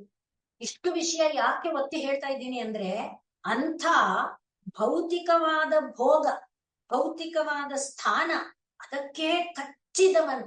ಆದ್ರಿಂದಲೇ ಇತರೆ ತದಿತರೆ ಅನ್ನುವಾಗ, ತದಿತರೋ ಇತರೆ ತೊಂದ್ರೆ ಇಲ್ಲ, ಇತರೆ ಅಂದ್ರೆ ಬಹುವಚನ, ಇತರೋ ಅಂದ್ರೆ ಏಕವಚನ. ಆ ಧೃತರಾಷ್ಟ್ರ ಆಮೇಲೆ ವಿದುರ ಕಾಡಿಗೆ ಕರ್ಕೊಂಡು ಹೋದ್ನಲ್ಲ, ಅಲ್ಲಿ ಸಾಧನೆ ಮಾಡುವುದಕ್ಕೆ ಆರಂಭ ಮಾಡಿದ. ಧೃತರಾಷ್ಟ್ರನ ಪುಣ್ಯ ಏನಿತ್ತು, ಸಭೆಯಲ್ಲಿ ಕೃಷ್ಣ ದೂತನಾಗಿ ಬಂದಾಗ ವಿಶ್ವರೂಪ ದರ್ಶನವನ್ನ ಮಾಡಿಸಿದ ಕೃಷ್ಣ ಕರುಣೆಯಿಂದ. ಅದನ್ನೇ ಅವನು ಹೇಳ್ತಾನೆ, ತೇಷಾಮೇವ ಅನುಕಂಪಾರ್ಥಂ ಅಹಂ ಅಜ್ಞಾನಜಂ ತಮಃ ನಾಶಯಾಮಿ. ಆ ರೀತಿ ಅವನಿಗೆ ಆ ಕ್ಷಣಕ್ಕೆ ಬೆಳಕು ಕೊಟ್ಟಿದ್ದ, ಪರಮಾತ್ಮನ ದಿವ್ಯ ಮಂಗಳ ವಿಗ್ರಹ ತೋರಿಸಿದ್ದ. ಅದರ ಫಲ, ಆ ಬೀಜ ಇತ್ತಲ್ಲ, ಅದು ಈಗ ಫಲಿಸೋದಕ್ಕೆ ಆರಂಭ ಆಯ್ತು. ಬೇಗ ಬೇಗ ಬೇಗ ಬೇಗ ಬೇಗ ಬೆಳೆದು ಬಿಡ್ತು. ಬೇಗ ಅವನ ಸಾಧನೆ ಪಕ್ವ ಆಯ್ತು. ಎಷ್ಟು ಬೇಗ ಪಕ್ವಗೊಂಡ ಅಂದ್ರೆ ಸ್ವಲ್ಪ ಕಾಲದಲ್ಲೇ ಅವನು ಶರೀರದ ಬಂಧವನ್ನ ಕಳಚಿಕೊಂಡು ಬಿಟ್ಟ. ಶರೀರ ಮತ್ತು ಶರೀರಕ್ಕೆ ಸಂಬಂಧಪಟ್ಟಂತ ಬಂಧು ಎಲ್ಲ ಭಾವ ಕಳ್ಕೊಂಡ್ಬಿಟ್ಟ. ಆದ್ರಿಂದಲೇ ಕಾಡುಗಿಚ್ಚು ಬಂದ್ರೆ ಆ ಕಾಡುಗಿಚ್ಚಿಂದ ತಪ್ಪಿಸ್ಕೊಂಡು ಹೋಗ್ಬೇಕು ಆ ಭಾವ ಬರಲಿಲ್ಲ ಅವನಿಗೆ. ಭಗವಂತನ ಸ್ಮರಣೆ ಮಾಡ್ಕೊಳ್ತಾ ಕಾಡುಗಿಚ್ಚಿನಲ್ಲಿ ಕಾಡಿನ ಮರಕ್ಕೆ ಅಂಟ್ಕೊಂಡಿದ್ದ. ಅಂದ್ರೆ ಮತ್ತವನು ಇದನ್ನ ಭಗವತ್ ಸಾಕ್ಷಾತ್ಕಾರ ಮಾಡ್ಕೊಂಡ. ಅದೆಲ್ಲ ವರ್ಣನೆ ಭಾಗವತದಲ್ಲೂ ಬರುತ್ತೆ, ಭಾರತದಲ್ಲೂ ಬರುತ್ತೆ. ಇದನ್ನ ಯಾಕೆ ಹೇಳ್ತಿರೋದು, ಒಂದು ಬಾರಿ ಅವನು ಭಗವಂತನ ಸ್ಮರಣೆ ಮಾಡಿಲ್ಲ ಅನ್ನೋದಾದ್ರೂ ಕೃಷ್ಣ ದುರ್ಯೋಧನಾದಿಗಳ ವಿಷಯ ಬಂದಾಗ ಕೃಷ್ಣ ಒಬ್ಬ ಪಾಂಡವರಲ್ಲಿ ಪಕ್ಷದಲ್ಲಿ ಇದ್ದಾನೆ, ಪಾಂಡವರಿಗೆ ಕೃಷ್ಣನ ಸಹಕಾರ ಇದೆ ಅನ್ನೋದೇ ಡಗ ಡಗ ಡಗ ಡಗ ಡಗ ಹೃದಯನ ಹೊಡೆಸುತ್ತೆ ಅವನಿಗೆ. ಆಗೆಲ್ಲ ಕೃಷ್ಣ ಕೃಷ್ಣ ಕೃಷ್ಣ, ಅವನ ಹೃದಯದಲ್ಲಿ ಕೃಷ್ಣ ಕೃಷ್ಣ ಬಂತು ನೋಡಿ, ಅಷ್ಟೇ ಸಾಕು ಅನ್ನುತ್ತೆ. ಅದಕ್ಕೆ ದೃಷ್ಟಾಂತ ಏನು, ತದಿತರು, ಧೃತರಾಷ್ಟ್ರನಿಗಿಂತ ದೊಡ್ಡ ಉದಾಹರಣೆ ಬೇಕೇ ಅಂತ ಹೇಳ್ತಾ ಇದ್ದಾರೆ. ಅವನು ಹೇಗೆ ಪಾವನನಾದ, ಹೇಗೆ ತನ್ನ ಪ್ರಾರಬ್ಧ ಕರ್ಮಗಳನ್ನೆಲ್ಲ ಕೂಡಿರುವಂತ ಈ ಶರೀರವನ್ನ ಆ ಕಾಡ್ಗಿಚ್ಚಿನೊಳಗೆ ಕರ್ಮವನ್ನೆಲ್ಲ ದಗ್ಧ ಮಾಡಾಕ್ಬಿಟ್ಟ. ಪರಮಾತ್ಮನ ದಿವ್ಯ ಮಂಗಳ ಧಾಮವನ್ನ ಅವನು ಸೇರಿದ. ಇನ್ನು ನರೋವ ಯಾರೇ ಬೇಕಾದ್ರೂ ಆಗಿರಬಹುದು. ನಾವು ಉದಾಹರಣೆ ನೋಡುವಾಗ ಪಿಂಗಳ ಅಂದ್ರೆ ಸಾಧಾರಣರಾದ, ಯಾಕೆ ಈ ಉದಾಹರಣೆಗಳನ್ನ ತಗೊಳ್ಳೋದು ಅಂದ್ರೆ ನಮ್ಮಂತವರಿಗೆ ಧೈರ್ಯ ಬರಕ್ಕೆ. ನಾವು ಎಷ್ಟೇ ತಿಳ್ಕೊಂಡಿದ್ರು ಈ ಭೂಮಿ ಮತ್ತು ಶರೀರಕ್ಕೆ, ಶರೀರ ಮತ್ತು ಶರೀರಕ್ಕೆ ಸಂಬಂಧಿಸಿದವರು ಅವರಿಗೆ ಅಂಟುಕೊಂಡು ಕಣ್ಣೀರು ಹಾಕ್ತೇವೆ, ಏನೇನೋ ಭಾವಿಸ್ತೇವೆ, ಏನೇನೋ ಮಾಡ್ತಾನೆ ಇದೇವಲ್ಲ. ಅದಕ್ಕೆ ಧೃತರಾಷ್ಟ್ರನ ದೃಷ್ಟಾಂತ ತಕೊಂಡ್ರೆ ಪಿಂಗಳೆಯ ದೃಷ್ಟಾಂತ ಕೂಡ ನಾವು ಭಾಗವತದಲ್ಲಿ ನೋಡ್ತೇವೆ. ಏನು ಭೋಗಕ್ಕಾಗಿ ದಿನಾ ಅಲಂಕಾರ ಮಾಡ್ಕೊತಾಳೆ, ಆ ಟೈಮಿಗೆ ಸರಿಯಾಗಿ ಕಾಯ್ತಾಳೆ. ಬಂದ್ಲು ಹೊರಗಡೆ ಬಂದ್ಲು, ಒಳಗಡೆ ಹೋದ್ಲು, ಹೊರಗಡೆ ಬಂದ್ಲು, ಒಳಗಡೆ ಹೋದ್ಲು, ಬಂದ್ಲು. ಮಧ್ಯರಾತ್ರಿ ಆಗೋಯ್ತು, ಯಾರು ಬರ್ಲಿಲ್ಲ. ಆ ವೇಳೆಗೆ ನೋಡಿ ಅವಳು ಹೇಳ್ತಾ ಇದ್ದಾಳೆ, ನೂನಮ್ಮೆ ಭಗವಾನ್ ಪ್ರೀತೋ ವಿಷ್ಣು, ಪರಮಾತ್ಮ ನನ್ ಮೇಲೆ ಸಂತೋಷ ಪಟ್ಟಿದ್ದಾನೆ. ಯಾಕೆ ಗೊತ್ತಿಲ್ಲ, ಕೇನಾಪಿ ಕರ್ಮಣ, ಯಾವಾಗ್ಲೂ ಏನೋ ಒಂದು ಒಳ್ಳೇದ್ ಮಾಡಿರ್ಬಹುದು. ಹೇಗೆ ಧೃತರಾಷ್ಟ್ರನು ದುರ್ಯೋಧನನ ಹಿನ್ನೆಲೆಯಲ್ಲಿ ಕೃಷ್ಣ ಕೃಷ್ಣ ಕೃಷ್ಣ ಅಂತ ಬಡ್ಕ ಅಂತಿದ್ನೋ, ಹಾಗೆ ಯಾವಾಗ್ಲೋ ನೂನಮ್ಮೆ ಭಗವಾನ್ ಪ್ರಿಯತಃ ವಿಷ್ಣು ಕೇನಾಪಿ ಕರ್ಮಣ, ನಾನು ಯಾವಾಗ ಏನ್ ಒಳ್ಳೆ ಕೆಲಸ ಮಾಡಿದೀನೋ ಗೊತ್ತಿಲ್ಲ, ಇವತ್ತು ನನ್ನನ್ನ ಬಾಗಿಲಿಗೆ ಒಳಗೆ ಬರೆಸಿ ನನಗೆ ಹೃದಯದಲ್ಲಿ ಏನ್ ಮಾಡ್ದ, ನಿರ್ವೇದೋಯಂ ನಿರಾಶೆಯಿಂದ ಒಳಗಡೆ ಶಾಂತ ಭಾವ, ವೈರಾಗ್ಯ ಭಾವವನ್ನು ಮೂಡಿಸಿಬಿಟ್ಟ. ಎನ್ಮೇ ಜಾತಃ ಸುಖಾವಹ, ಈ ವೈರಾಗ್ಯ ಏನ್ ಮಾಡ್ತು, ಸುಖವನ್ನ ತಂದು ಕೊಡ್ತು, ದುಃಖ ತರ್ಲಿಲ್ಲ, ಭಾರ ತರ್ಲಿಲ್ಲ. ಅಯ್ಯೋ ನನ್ನ ದಿನ ಇವತ್ತು ವ್ಯರ್ಥ ಆಗೋಯ್ತಲ್ಲ, ಇವತ್ತು ಭೋಗ ಇಲ್ವಲ್ಲ, ಇವತ್ ಶರೀರ ಸದುಪಯೋಗ ಅನ್ಕೊಳ್ಳಿಲ್ಲ. ಏನ್ ಅನ್ಕೊಂಡ್ಲು, ನಿರಾಶಯ ನಿರ್ವೇದೋಯಂ, ನಿರಾಶೆ ನಿಜ, ಆದ್ರೆ ವೈರಾಗ್ಯ ಬಂತು. ಅದರಿಂದ ಏನಾಯ್ತು, ಎನ್ಮೇ ಜಾತಃ ಸುಖಾವಹ, ಶಾಂತಿ ಸುಖ ನನಗೆ ಲಭಿಸ್ತು. ಆದ್ರಿಂದಲೇ ಸಂತಂ ಸಮೀಪೆ ರಮಣಂ, ಒಳಗಡೆ ರಮಿಸ್ತಾ ಇದ್ದಾನೆ. ಯಾರು, ಪರಮಾನಂದದಿಂದ ಕೂಡಿರುವಂತಹ ರಮಣ ಹೃದಯದ ಒಳಗೆ ರಮಿಸ್ತಾ ಇದ್ದಾನೆ. ಅಮೃತಮಯನಾದಂಥ ರಮಣ ಹೃದಯದಲ್ಲಿ ರಮಿಸ್ತಾ ಇದ್ದಾನೆ. ಅಮೃತ ಕಿರಣಗಳನ್ನ, ಅಮೃತದ ಲಹರಿಗಳನ್ನ ಹರಿಸ್ತಾ ಇದ್ದಾನೆ. ಅಂಥ ಪರಮಾತ್ಮ ಒಳಗಡೆ ಇದ್ದು ಬಯಸಿದರೆ ರತಿಪ್ರದಂ, ಬಯಸಿದರೆ ವಿತ್ತಪ್ರದಂ, ಏನ್ ಬೇಕು ನಿತ್ಯ ಏನ್ ಬೇಕು ಅದನ್ನ ಕೊಡ್ತಾನೆ. ಅದು ನಿತ್ಯವಾದ ಸುಖ ಕೊಡ್ತಾನೆ ಅವನನ್ನ ಆಶ್ರಯಿಸಿದರೆ, ಮಾನವರ ತರಹ ಅಲ್ಲ.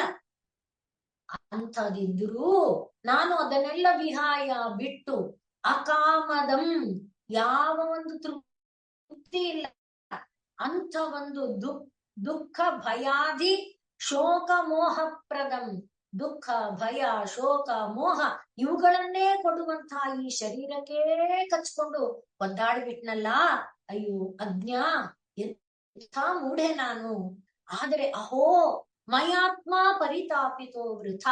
ಆದ್ರೆ ನನ್ನ ಪುಣ್ಯ ಏನಪ್ಪಾ ಅಂದ್ರೆ ನೂನಮ್ಮೆ ಭಗವಾನ್ ವಿಷ್ಣು ಪ್ರೀತೋ ಕೇನಾಪಿ ಕರ್ಮಣ. ಯಾವ ಕರ್ಮನ ಗೊತ್ತಿಲ್ಲ, ಭಗವಂತ ನನ್ನಿಂದ ತೃಪ್ತನಾಗಿದ್ದಾನೆ. ಆದ್ರಿಂದ ನನಗೆ ಇವಾಗ ಅರಿವು ಬರೆಸಿದಾನೆ.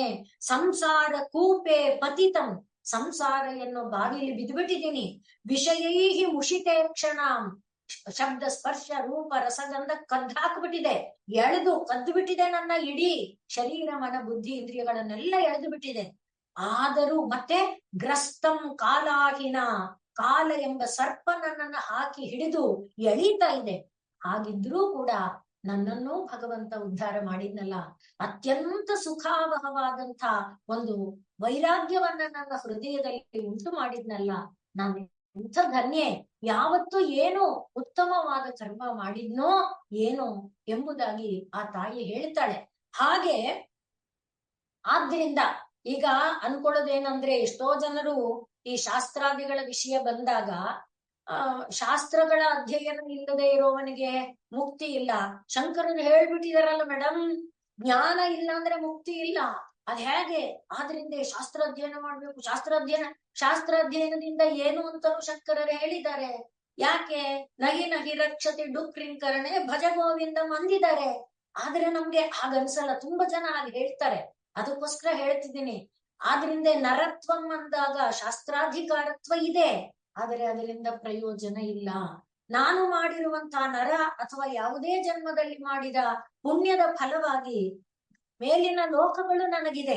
ಹೇಗೆ ಮೊಲ ಮಾಡಿದಂಥ ಸ್ವಾರ್ಥರಹಿತವಾದ ತ್ಯಾಗಕ್ಕಾಗಿ ಚಂದ್ರನೊಳಗೆ ಎಲ್ಲರೂ ಆ ಮೊಲವನ್ನ ನೋಡಿ ನೆನಪಿಸಿಕೊಳ್ಬೇಕು, ನಿಸ್ವಾರ್ಥ ತ್ಯಾಗಕ್ಕೆ ಸಂಕೇತ ಅದು. ಹಾಗೆ ದೇವಾದಿ ಲೋಕಗಳು ನಾವು ಮಾಡಿದ ಪುಣ್ಯಕ್ಕಿದೆ, ಅದು ದೇವತ್ವ. ಹೀಗೆಲ್ಲ ಇದ್ರೂ ಕೂಡ ತ್ವತ್ಪಾದಾಬ್ಜ ಸ್ಮರಣ ಪರಮಾನಂದ ಲಹರಿ ವಿಹಾರಾಸಕ್ತ ಆಗ್ಲಿಲ್ಲ ಅಂದ್ರೆ ಆ ಶಾಸ್ತ್ರದಿಂದ ಏನೂ ಪ್ರಯೋಜನ ಇಲ್ಲ. ಹಾಗೆಯೇ ಗೃಹಸ್ಥನಾದವನಿಗೆ ಮುಕ್ತಿ ಇಲ್ಲ, ಬ್ರಹ್ಮಚರ್ಯದಲ್ಲಿ ಮುಕ್ತಿ ಇಲ್ಲ, ಯತಿಯಾದಾಗ ಮಾತ್ರ ಮುಕ್ತಿ. ಈ ರೀತಿಯಾಗಿ ಶಾಸ್ತ್ರಗಳಲ್ಲಿ ಹೇಳಿದೆ, ಸ್ಮೃತಿಗಳು ಹೇಳುತ್ತೆ, ವೇದ ಹೇಳುತ್ತೆ. ಅದು ಅಲ್ಲ. ಯಾವುದು ಪ್ರಧಾನ ಅಂತ ಕೇಳಿದ್ರೆ, ಯಾರಾದ್ರೂ ನೀನಾಗಿರಪ್ಪ, ಗೃಹಸ್ಥನೋ ವಟುವೋ ಬ್ರಹ್ಮಚಾರಿನೋ ವಾನಪ್ರಸ್ಥನೋ ಸನ್ಯಾಸಿನೋ, ಏನೂ ಅಲ್ಲದ ಸಾಧಾರಣಾತಿ ಸಾಧಾರಣರಲ್ಲಿ ಸಾಧಾರಣರಾದ ಒಂದು ಸಣ್ಣ ಒಂದು ಪಶುವಾಗಿಯಾದ್ರೂ ಇದ್ರೂ, ಪಶುಪತೆ ಭವದಧೀನಂ, ನೀನು ಪಶುಗಳಿಗೆಲ್ಲ ಪತಿ. ಎಷ್ಟು ಬಾರಿ ಹೇಳ್ತಿದ್ದಾರೆ, ನಾವು ಮೊದಲು ಹೇಳ್ಕೊಂಡಿದ್ದೇವೆ ವಿಸ್ತಾರವಾಗಿ. ಆ ಪಶುಗಳಿಗೆ ಪತಿಯಾದ ನಿನ್ನ ಅಧೀನ ಹೃತ್ಪದ್ಮಂ ಯದಿ, ಆ ಜೀವಿಯ ಹೃತ್ಪದ್ಮ ನಿನ್ನ ಅಧೀನ ಆಗಬಿಟ್ರೆ ಇನ್ನೇನ್ ಬೇಕಪ್ಪ? ಯಾಕೆ? ತದೀಯಸ್ತ್ವಂ ಶಂಭೋ, ನೀನ್ ಅವನವನಾಗ್ಬಿಡ್ತೀಯೇ. ಅದಾದ್ಮೇಲೆ ಇನ್ನೇನ್ ಬೇಕು? ಭವಭಾರಂಚ ವಹಸಿ, ಇದೆಲ್ಲದರ ಜೊತೆಗೆ ಭವಭಾರವನ್ನು ಕೂಡ ನೀನು ತಗೊಂಡು ಬಿಡ್ತೀಯೇ. ಆ ಜೀವದ ಭಾರ ಎಲ್ಲ ನೀನೇ ಹೊತ್ತು ಬಿಡ್ತೀಯೇ ಅಂತ ಇಲ್ಲಿ ಹೇಳ್ತಾ ಇದ್ದಾರೆ. ಆದ್ರಿಂದ ನಾವು ಆಶ್ರಮಗಳನ್ನ ಬಯಸಿಕೊಂಡು ಆಶ್ರಮದಲ್ಲಿ ಸಾಧನೆಗಳನ್ನ ಮಾಡಿಕೊಂಡು ಪರಮಾತ್ಮನನ್ನ ಸಾಧಿಸುವುದೂ ಇದೆ, ಸತ್ಯವಾದ ವಿಷಯ ಇದೆ. ಗೃಹಸ್ಥನಾದವನು ನಾವು ಹಿಂದೆ ಹೇಳ್ಕೊಂಡಿದ್ದೇವೆ ಗೃಹಸ್ಥ ಧರ್ಮದ ವೈಶಿಷ್ಟ್ಯವನ್ನ. ಆ ರೀತಿಯಾದ ಧರ್ಮವನ್ನ ಪರಿಪಾಲಿಸ್ತಿದ್ರೆ ಅವನೂ ಮುಕ್ತಿಗೆ ಅರ್ಹನಿದ್ದಾನೆ, ಎಲ್ಲ ಇದೆ ನಿಜ. ಆದರೆ ಏನೇ ಮಾಡ್ತಾ ಇದ್ರು, ಯಾವುದೇ ವರ್ಣದಲ್ಲಿ, ಯಾವುದೇ ಆಶ್ರಮದಲ್ಲಿ, ಯಾವುದೇ ಶರೀರದಲ್ಲಿ, ಯಾವುದೇ ಯೋನಿಯಲ್ಲಿ ಇದ್ರು ಏನಿರ್ಬೇಕು? ಭಗವಂತನ ಸ್ಮರಣೆ ಎಂಬುದು ಇರಬೇಕು. ಅದಿದ್ದಾಗ ನೋಡಿ, ಮರವನ್ನೇ ಮರಜೀವ ಮರ ರೂಪದಲ್ಲಿದ್ರು ನಲಕೂಬರ ಮಣಿಗ್ರೀವರು ಪರಮಾತ್ಮ ಅವರನ್ನು ಅನುಗ್ರಹಿಸಿದ. ಶರೀರ ಏನಾದ್ರೇನು? ನಾರದರು ಪಾಪ ಕರುಣೆ ತೋರಿದ್ರು, ಮರ ರೂಪ ಹೊಂದಿ ಅಂತ ಶಪಿಸಿದ್ರು. ಮರ ರೂಪದಲ್ಲೂ ದೇವರ ಸ್ಮರಣೆ ಇರ್ಲಪ್ಪ, ದೇವರ ಸ್ಮರಣೆ ಮಾಡ್ತಾ ಇರ್ರೋ ಅಂತ ಹೇಳಿದ್ರು. ಹಾಗೆ ಬಕರೂಪ, ಅಘರೂಪ, ಸರ್ಪರೂಪ, ಯಾವ ರೂಪ ಬಂದ್ರೂ ಪರಮಾತ್ಮ ಎಲ್ಲರನ್ನ ಮುಕ್ತಗೊಳಿಸಿದ್ನೆ. ಇನ್ನು ಮಹಾಭಾರತದಲ್ಲಿ ಹೇಳ್ತಾರೆ, ರಣರಂಗದಲ್ಲಿ ಯಾರು ಪರಮಾತ್ಮ ಮುಖ ನೋಡ್ತಾ ಈ ಪ್ರಾಣ ಬಿಟ್ರೋ ಎಲ್ಲರಿಗೂ ಮುಕ್ತಿಯನ್ನ ಕರುಣಿಸಿದ. ಅವರು ಪಾಪಿನೋ ತಾಪಿನೋ ಪುಣ್ಯವಂತನೋ ಯಾರು ಬೇಕಾರಾಗಿರ್ಲಿ. ಹಾಗೆ ಭಗವಂತ ಅದರಲ್ಲಿ ನಾರಾಯಣೀಯದಲ್ಲಿ ಭಟ್ಟಾದ್ರಿಪಾದ ಹೇಳ್ತಾರೆ, ಕೃಷ್ಣಾವತಾರ ಅಂದ್ರೆ ಎಲ್ಲರಿಗೆ ಮುಕ್ತಿ ಕೊಡೋಕೆ ಪರಮಾತ್ಮ ಅವತಾರ ಮಾಡಿದ್ದಾನೆ. ರಾಮಾವತಾರದಲ್ಲಿ ನರ ಶಿಕ್ಷಣಾರ್ಥಂ ಅಂತ ಹೇಳಿದ್ರೆ ಇಲ್ಲಿ ಯಾರು ಯಾರು ಕೃಷ್ಣ ಅಂತಾರೋ ಅವರಿಗೆಲ್ಲ ಮುಕ್ತಿ ಕೊಡೋಕೆ ಅವನು ಬಂದಿದ್ದಾನೆ ಅಂತ ಹೇಳ್ತಾರೆ. ಹಾಗೆ ಭವಭಾರಂ ವಹಸಿ, ಅದಕ್ಕಿಂತ ಇನ್ನೇನ್ ಬೇಕು ನಮ್ಗೆ? ಆದ್ರಿಂದಲೇ ಇದರ ಒಳಗೆ ಪರಾಶರ ಭಟ್ಟರು ಗುಣರತ್ನ ಕೋಶ ಅಂತ ತಾಯಿಯ ಗುಣರತ್ನಗಳನ್ನ ವರ್ಣನೆ ಮಾಡ್ತಾರೆ, ದೇವಿ ಲಕ್ಷ್ಮಿಯ ಗುಣರತ್ನವನ್ನ. ಅದರಲ್ಲಿ ಒಂದು ಹೇಳ್ತಾರೆ, ಐಶ್ವರ್ಯಂ ಅಕ್ಷರಂ ಗತಿಂ ಪರಮಂ ಪದಂ. ಐಶ್ವರ್ಯವನ್ನ ಕೊಡ್ತಾಳೆ ಅಮ್ಮ, ಭೂಲೋಕದಲ್ಲಿ ಎಷ್ಟು ಬೇಕೋ ಅಷ್ಟು. ಆಮೇಲೆ ಅಕ್ಷರವಾದ ಗತಿ ಅಂದ್ರೆ ಭೂಲೋಕದಲ್ಲಿ ಸ್ವರ್ಗಲೋಕದಲ್ಲೋ ಬ್ರಹ್ಮಲೋಕದಲ್ಲೋ ಅಥವಾ ವೈಕುಂಠ ಲೋಕದಲ್ಲೋ ಎಷ್ಟು ಕಾಲ ಬೇಕೋ ಅಷ್ಟು ಕಾಲ ಇರು. ಕೊನೆಗೆ ಪರಮಂ ಪದಂ, ಭಗವಂತನದೇ ಪದವಿ, ಅದು ಕೊಡ್ತಾಳೆ. ಅಷ್ಟೆಲ್ಲ ಕೊಟ್ಟು ಬಿಟ್ಟು ಯಾರಿಗೆ? ಕಸ್ಮೈಚಿತ್, ಯಾರೋ ಒಬ್ಬ ಏನು ಮಾಡಿದ? ಅಂಜಲಿ ಭರಂ ವಹತೆ, ಹೀಗೆ ಕೈ ಮುಕ್ಕೊಂಡು ನಿಂತನಂತೆ. ಅಷ್ಟಕ್ಕೆ ಅಮ್ಮ ಏನ್ ಮಾಡಿದ್ಲು? ಐಶ್ವರ್ಯಂ ಅಕ್ಷರಗತಿಂ ಪರಮಂ ಪದಂ ಎಲ್ಲ ಕೊಟ್ಲು. ಕೊಟ್ಟಾದ್ಮೇಲೆ ಅನ್ಕೊಂಡ್ಲಂತೆ, ಪಾಪ ನನಗೆ ಕೈ ಮುಗ್ದ, ನಾನು ಅವನ್ಗೇನೂ ಕೊಡ್ಲೇ ಇಲ್ವೇ, ನಾನು ಅವನು ಕೈ ಮುಗ್ದಿದ್ದಕ್ ನಾ ಕೊಟ್ಟಿದ್ದೇನೋ ಸಾಲದು ಅಂತ ಪಶ್ಚಾತ್ತಾಪ ಪಡ್ತಿದ್ದಾಳಂತೆ, ನೋಯ್ತಿದ್ದಾಳಂತೆ. ಅಸ್ಮೈ ನ ಕಿಂಚಿದುಚಿತಂ ಕೃತಮ ಇತಿ. ಅಯ್ಯೋ, ಆ ಮಗು ನನ್ಗೆ ಕೈ ಮುಗೀತು, ನಾನು ಆ ಮಗುಗೆ ಏನೂ ಕೊಡ್ಲಿಲ್ವೇ, ಮನೇಲಿ ಚಾಕ್ಲೇಟ್ ಇತ್ತು, ಒಂದ್ ಚಾಕ್ಲೇಟ್. ನಾವ್ ಅನ್ಕೊಂಡ್ರೆ ಅಮ್ಮ ಇಷ್ಟೆಲ್ಲ ಕೊಟ್ಟು ಅಯ್ಯೋ ಅವನ್ಗೇನೂ ನಾ ಮಾಡ್ಲಿಲ್ಲ, ನನ್ ಕೈ ಮುಗದ್ನಲ್ಲ ಅಂತ.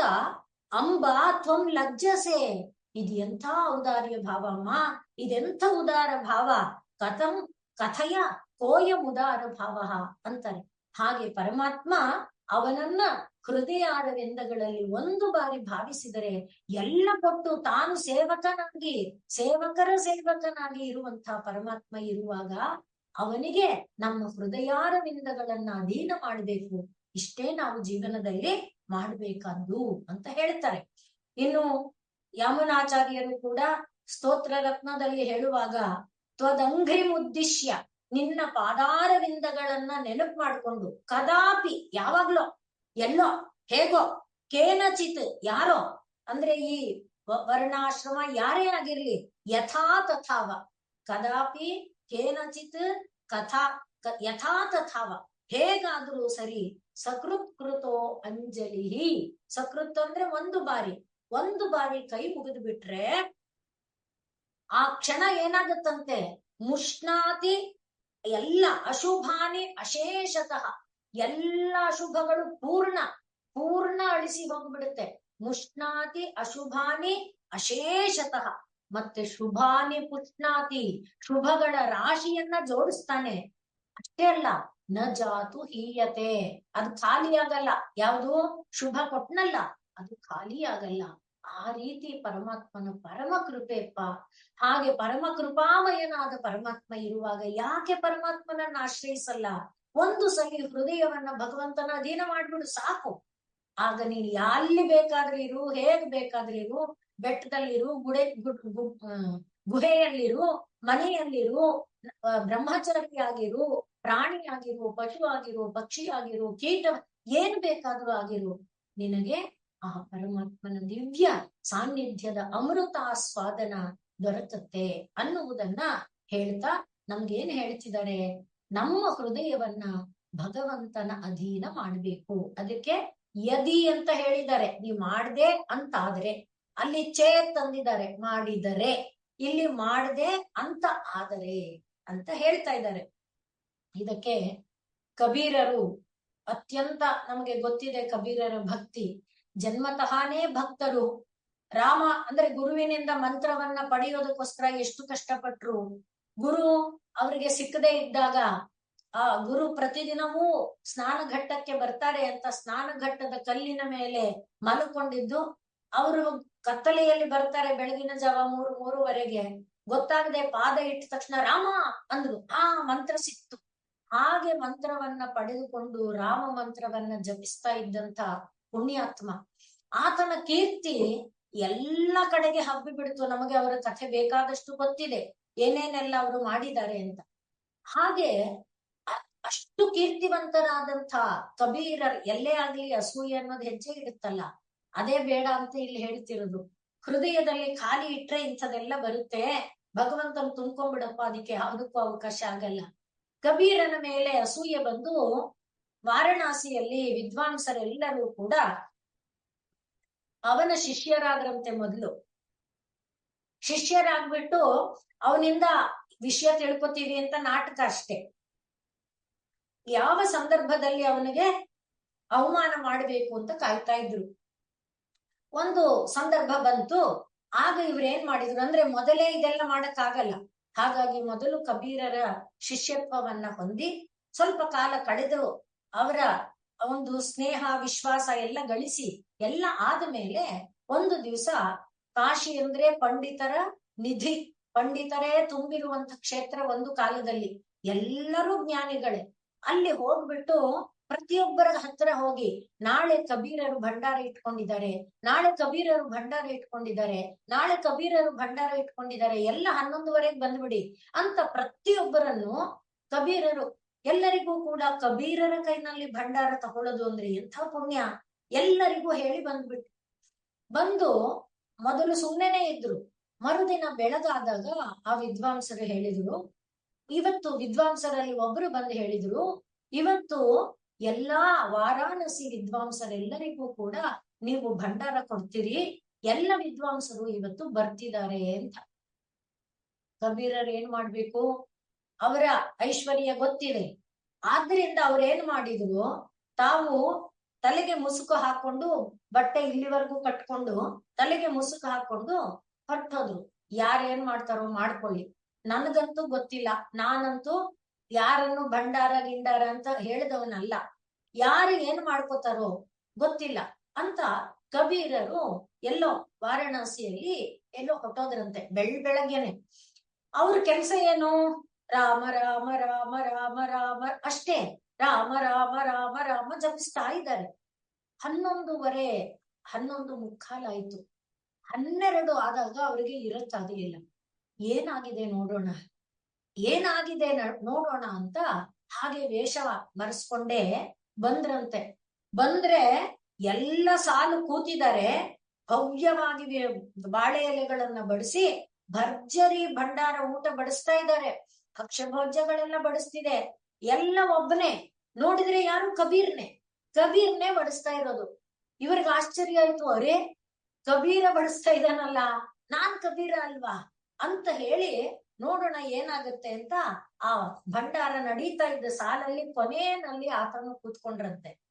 ಎಲ್ಲರಿಗೆ ಬರೀ ಭಂಡಾರ ಊಟ ಅಷ್ಟೇ ಅಲ್ಲ, ಚಿನ್ನದ ಮುಹಾವರ ಕೊಡ್ತಾ ಇದ್ದಾನಂತೆ ಪರಮಾತ್ಮ. ಎಲ್ಲರಿಗೆ ದಕ್ಷಿಣೆ ಬೇರೆ, ಭರ್ಜರಿಯಾದ ದಕ್ಷಿಣೆ ಕಬೀರ ಕೊಡ್ತಾ ಇದ್ದಾನೆ, ಕಬೀರ ರೂಪದಲ್ಲಿ. ಇವ್ರ ಹತ್ರ ಬಂದಾಗ, ನೀನು ರಾಮ ರಾಮ ರಾಮ ಅಂದಿದ್ದೀಯ ಅಲ್ವಾ, ನೀನು ಭಂಡಾರ ಅನುಭವಿಸು, ತಗೋ ನೀನು ಒಂದ್ ಮುಹಾವರ ಅಂತ ನಕ್ಕನಂತೆ. ಅಂದ್ರೆ ತದೀಯಸ್ತ್ವಂ ಶಂಭೋ ಅನ್ನುವುದಕ್ಕೆ ಪರಮಾತ್ಮ ಅವನವನನ್ನ ಮಾಡ್ಕೊಂಡು ಬಿಟ್ಟ ಮೇಲೆ ಅವನು ಏನ್ ಬೇಕಾದ್ರೂ ಮಾಡ್ತಾನೆ. ಇದಕ್ಕೆ ನಾವು ಉದಾಹರಣೆಯಾಗಿ ಇದರ ಶ್ರೀನಿವಾಸ ಇದರಲ್ಲಿ ನೋಡುವಾಗ, ಹಸು ಬಂದು ಹುತ್ತಕ್ಕೆ ಹಾಲು ಕರೀತಾ ಇತ್ತು. ರಾಣಿ ಗೋಪಾಲಕನನ್ನ ಇವನೇ ಮೋಸ ಮಾಡ್ತಿದ್ದಾನೆ ಅನ್ಕೊಂಡು ಹಿಡಿದು ಕಟ್ಟಿ ಹೊಡೆದ್ಲು. ಗೋಪಾಲಕ, ಇದು ಕಥೆ ಗೊತ್ತಿರೋದ್ರಿಂದ ಸಂಗ್ರಹ ಹೇಳ್ತಿದ್ದೀನಷ್ಟೇ. ಗೋಪಾಲಕ ಏನ್ ಅನ್ಕೊಂಡ, ನನ್ನನ್ನ ಹೊಡೆಸಿದೆ, ಈ ಹಸುಗು ಮಾಡ್ತೀನಿ ಇವತ್ತು ಅಂತ ಕಾಡಿಗೆ ಬಂದ. ಏನ್ ಮಾಡುತ್ತಿದ್ದು ನೋಡ್ತೀನಿ ಅಂತ ಅದ್ರ ಹಿಂದೆ ಹೋದ. ಅದು ಹೋಗಿ ಹುತ್ತಕ್ಕೆ ಹಾಲು ಸುರಿಸ್ತಾ ಇರೋದು ನೋಡಿ ಅದನ್ನು ಹೊಡಿಯಕ್ಕೆ ಅಂತ ಅವನು ಇದು ಕೊಡಲಿ ತಗೊಂಡ. ಆಗ ಒಳಗಡೆ ಇದ್ದನಲ್ಲ ಪರಮಾತ್ಮ, ಒಂದು ದಳ ತುಳಸಿ ಕೊಟ್ಟವ್ರಿಗೆ ಏನೇನೆಲ್ಲ ಮಾಡ್ತೀನಿ, ನನ್ನ ಹಸಿವು ಹಿಂಗಿಸಕ್ಕೆ ಇಷ್ಟೊಂದು ಹಾಲು ಧಾರೆ ಸುರಿಸ್ತಾರೋ, ಹಸುಗೆ ಆ ಏಟು ಬೀಳಬಾರ್ದು ಅಂತ ಅವನೇ ಎದ್ದು ಬಂದು ಕೊಡ್ಲಿ ಏಟು ತಾನು ತಕೊಂಡ ಅಂತ ನಾವು ಕಥೆ ಕೇಳ್ತೇವೆ. ಇಂಥದ್ದು ಎಷ್ಟು ಇದೆ ನಮಗೆ. ತದೀಯಸ್ತ್ವಂ, ಪರಮಾತ್ಮ ಏನು, ಕೇವಲ ಹೃದಯ ಕೊಟ್ಕೊಳ್ಳೋದಷ್ಟೇ. ಅದಷ್ಟೇ ಅನ್ನೋದು ನಮ್ಮಂತವ್ರಿಗೆ ಕಷ್ಟನೇ. ಹೃದಯ ಕೊಟ್ಕೊಳ್ಳೋದು ಅನ್ನೋದೇನು ಸುಲಭ ಅಲ್ಲ. ಆದ್ರೆ ಅಭ್ಯಾಸ ಮಾಡಿದರೆ ಯಾವುದೂ ಕಷ್ಟ ಅಲ್ಲ. ಅಭ್ಯಾಸ ಯೋಗ ಯುಕ್ತೇನ ಚೇತಸ, ಏನು ಬೇಕಾದ್ರೂ ಸಿದ್ಧಿಯಾಗುತ್ತೆ. ಹಾಗೆ ಇಲ್ಲಿ ಹೇಳ್ತಿದ್ದಾರೆ, ಶಂಭೋ ಶಂಭುವೆ ನೀನು ತ್ವಂ ನೀನು ತದೀಯ ಭವಸಿ ಅವನವನ ಆಗ್ಬಿಡ್ತೀಯ. ಅಷ್ಟೇ ಅಲ್ಲದೆ ಚ ಮತ್ತು ಭವಭಾರಂ ವಹಸಿ ಅವನ ಭವಭಾರವನ್ನು ಕೂಡ ನೀನೇ ಹೊತ್ತುಕೊಳ್ಳುತ್ತೀಯ. ಯಾರು? ವಟುಹುವ ಬ್ರಹ್ಮಚಾರಿಯಾಗಿರಲಿ, ಗೇಹಿ ಗೃಹಸ್ಥನಾಗಿರಲಿ, ಯತಿಹಿ ಯತಿಯಾಗಿರಲಿ, ಅಪಿ ಜಟಿ ಅಥವಾ ಅವನು ಜಟಾದಿಗಳನ್ನ ಧರಿಸಿ ಕಾಡಿನಲ್ಲಿ ವಾಸ ಮಾಡುವಂಥವನಾಗಿರಲಿ, ತದಿತರೋ ಯಾವ ಗುಂಪಿಗೂ ಸೇರದೆ ಅಸಾಧಾರಣರಲ್ಲಿ ಸಾಧಾರಣರಾಗಿ ಇರುವಂಥವನಾಗಿರಲಿ, ಯಹ ನರಹ ಅವನು ಏನೇ ಆಗಿದ್ರು, ಯಾವ ಮನುಷ್ಯ, ಕಶ್ಚಿತ್ ಭವತು ಅವನು ಯಾರೇ ಆಗಿರ್ಲಿ, ಅವನು ಸ್ಥಾನದಲ್ಲಿರೋನೋ ಏನೂ ಸ್ಥಾನ ಇಲ್ಲದೆ ಇರೋನೋ ಯಾರು ಬೇಕಾದ್ರೂ ಆಗಿರಲಿ, ಕಶ್ಚಿತ್ ಭವತು. ಅದಕ್ಕೂ ಕೂಡ ನಾವು ಅಢಯ್ಯ ಅನ್ನುವ ಒಬ್ಬ ಹುಡುಗನ ಉದಾಹರಣೆಯನ್ನ ನೋಡ್ತೇವೆ.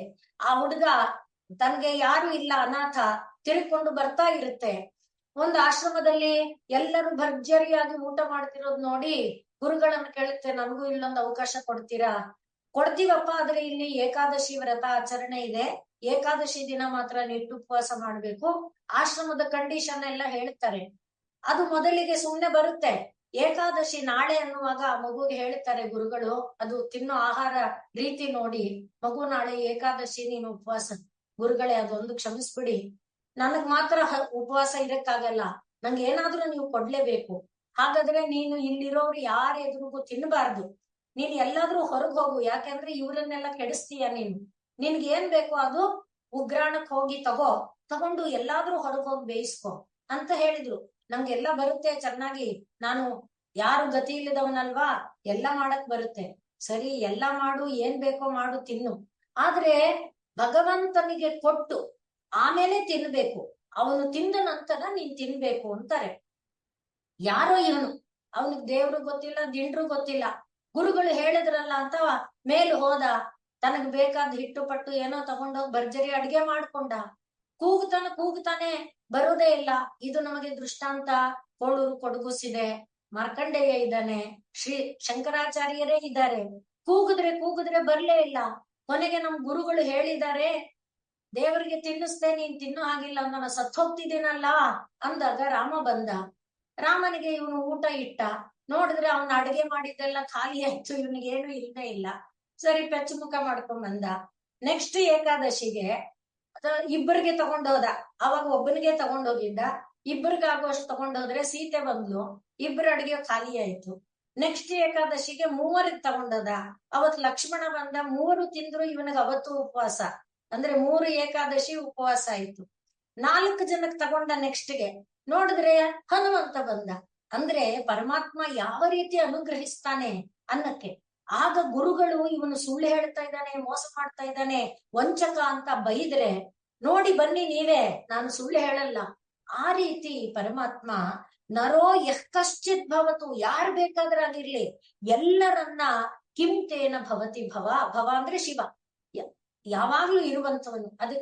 ಅದರಿಂದ ಏನು ಹೇಳು, ಅದು ನಿನಗ್ ಮ್ಯಾಟರ್ಸ್ ನಥಿಂಗ್, ಅದೇನು ಅಲ್ಲ, ನೀನ್ ಎಲ್ಲರಿಗೂ ಸಮೋಹಂ ಸರ್ವಭೂತೇಶು. ಆದ್ರಿಂದ ಯದೀಯಂ ಹೃತ್ಪದ್ಮಂ, ಯದೀಯಂ ಅಂದ್ರೆ ಯಾರ ಹೃತ್ಪದ್ಮಂ ಹೃದಯ ಎಂಬ ಕಮಲವು, ಭವದಧೀನಂ ಪಶುಪತಿಯೇ ನಿನ್ನ ಅಧೀನ ಯದಿ ಆಗತ್ತೆ ಅಂದ್ರೆ, ಆಗ ತ್ವಂ ನೀನು ತದೀಯ ಅವನವನಾಗತೀಯೇ, ಮತ್ತೆ ತದೀಯ ಭವಸಿ, ಮತ್ತೆ ಭವಭಾರಂ ವಹಸಿ ಅವನ ಭವಭಾರವನ್ನು ಕೂಡ ನೀನೇ ಹೊತ್ತುಕೊಳ್ಳುತ್ತೀಯೇ. ಇಲ್ಲಿ ಪಶುಪತಿ, ಭವ, ಶಂಭೋ ಎಲ್ಲವೂ ಕೂಡ ಸಂಬೋಧನೆ, ಪರಮಾತ್ಮನನ್ನ ಸಂಬೋಧಿಸ್ತಾ ಇದ್ದಾರೆ.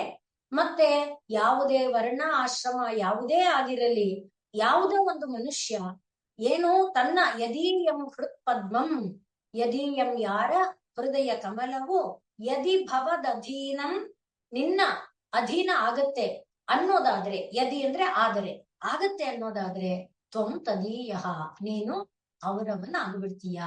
ಇಂಥ ಒಂದು ದೊಡ್ಡ ಫಲ ಇರುವಾಗ ಯಾಕೆ ಮಾನವರೇ ಪರಮಾತ್ಮ ಅಂತ ಯಾಕನ್ನಲ್ಲ, ಯಾಕೆ ಮಾನವರೇ ಪರಮಾತ್ಮನಿಗೆ ನಿಮ್ಮ ಹೃದಯವನ್ನ ಅರ್ಪಿಸಲ್ಲ ಅನ್ನುವ ಒಂದು ಅಭಿಪ್ರಾಯವನ್ನ ನಾವಿಲ್ಲಿ ತಗೊಳ್ಬಹುದು. ವಟುರ್ವಾ ಗೇಹಿ ವಾ ಯತಿರಪಿ ಜಟಿ ವಾ ತದಿತರೋ ನರೋ ವಾ ಯಃ ಕಶ್ಚಿದ್ ಭವತು ಭವ ಕಿಂತೇನ ಭವತಿ ಯದೀಯಂ ಹೃತ್ಪದ್ಮಂ ಯದಿ ಭವದಧೀನಂ ಪಶುಪತೆ ತದೀಯಸ್ತ್ವಂ ಶಂಭೋ ಭವಸಿ ಭವಭಾರಂಚ ವಹಸಿ. Madam, is exactly equal to ಅನನ್ಯಾಸ್ ಚಿಂತೆಯಂತೋ ಮಾಂ ಯೇ ಜನಾಃ ಪರಿಪಾಸತೆ ನಿತ್ಯಾಭಿ.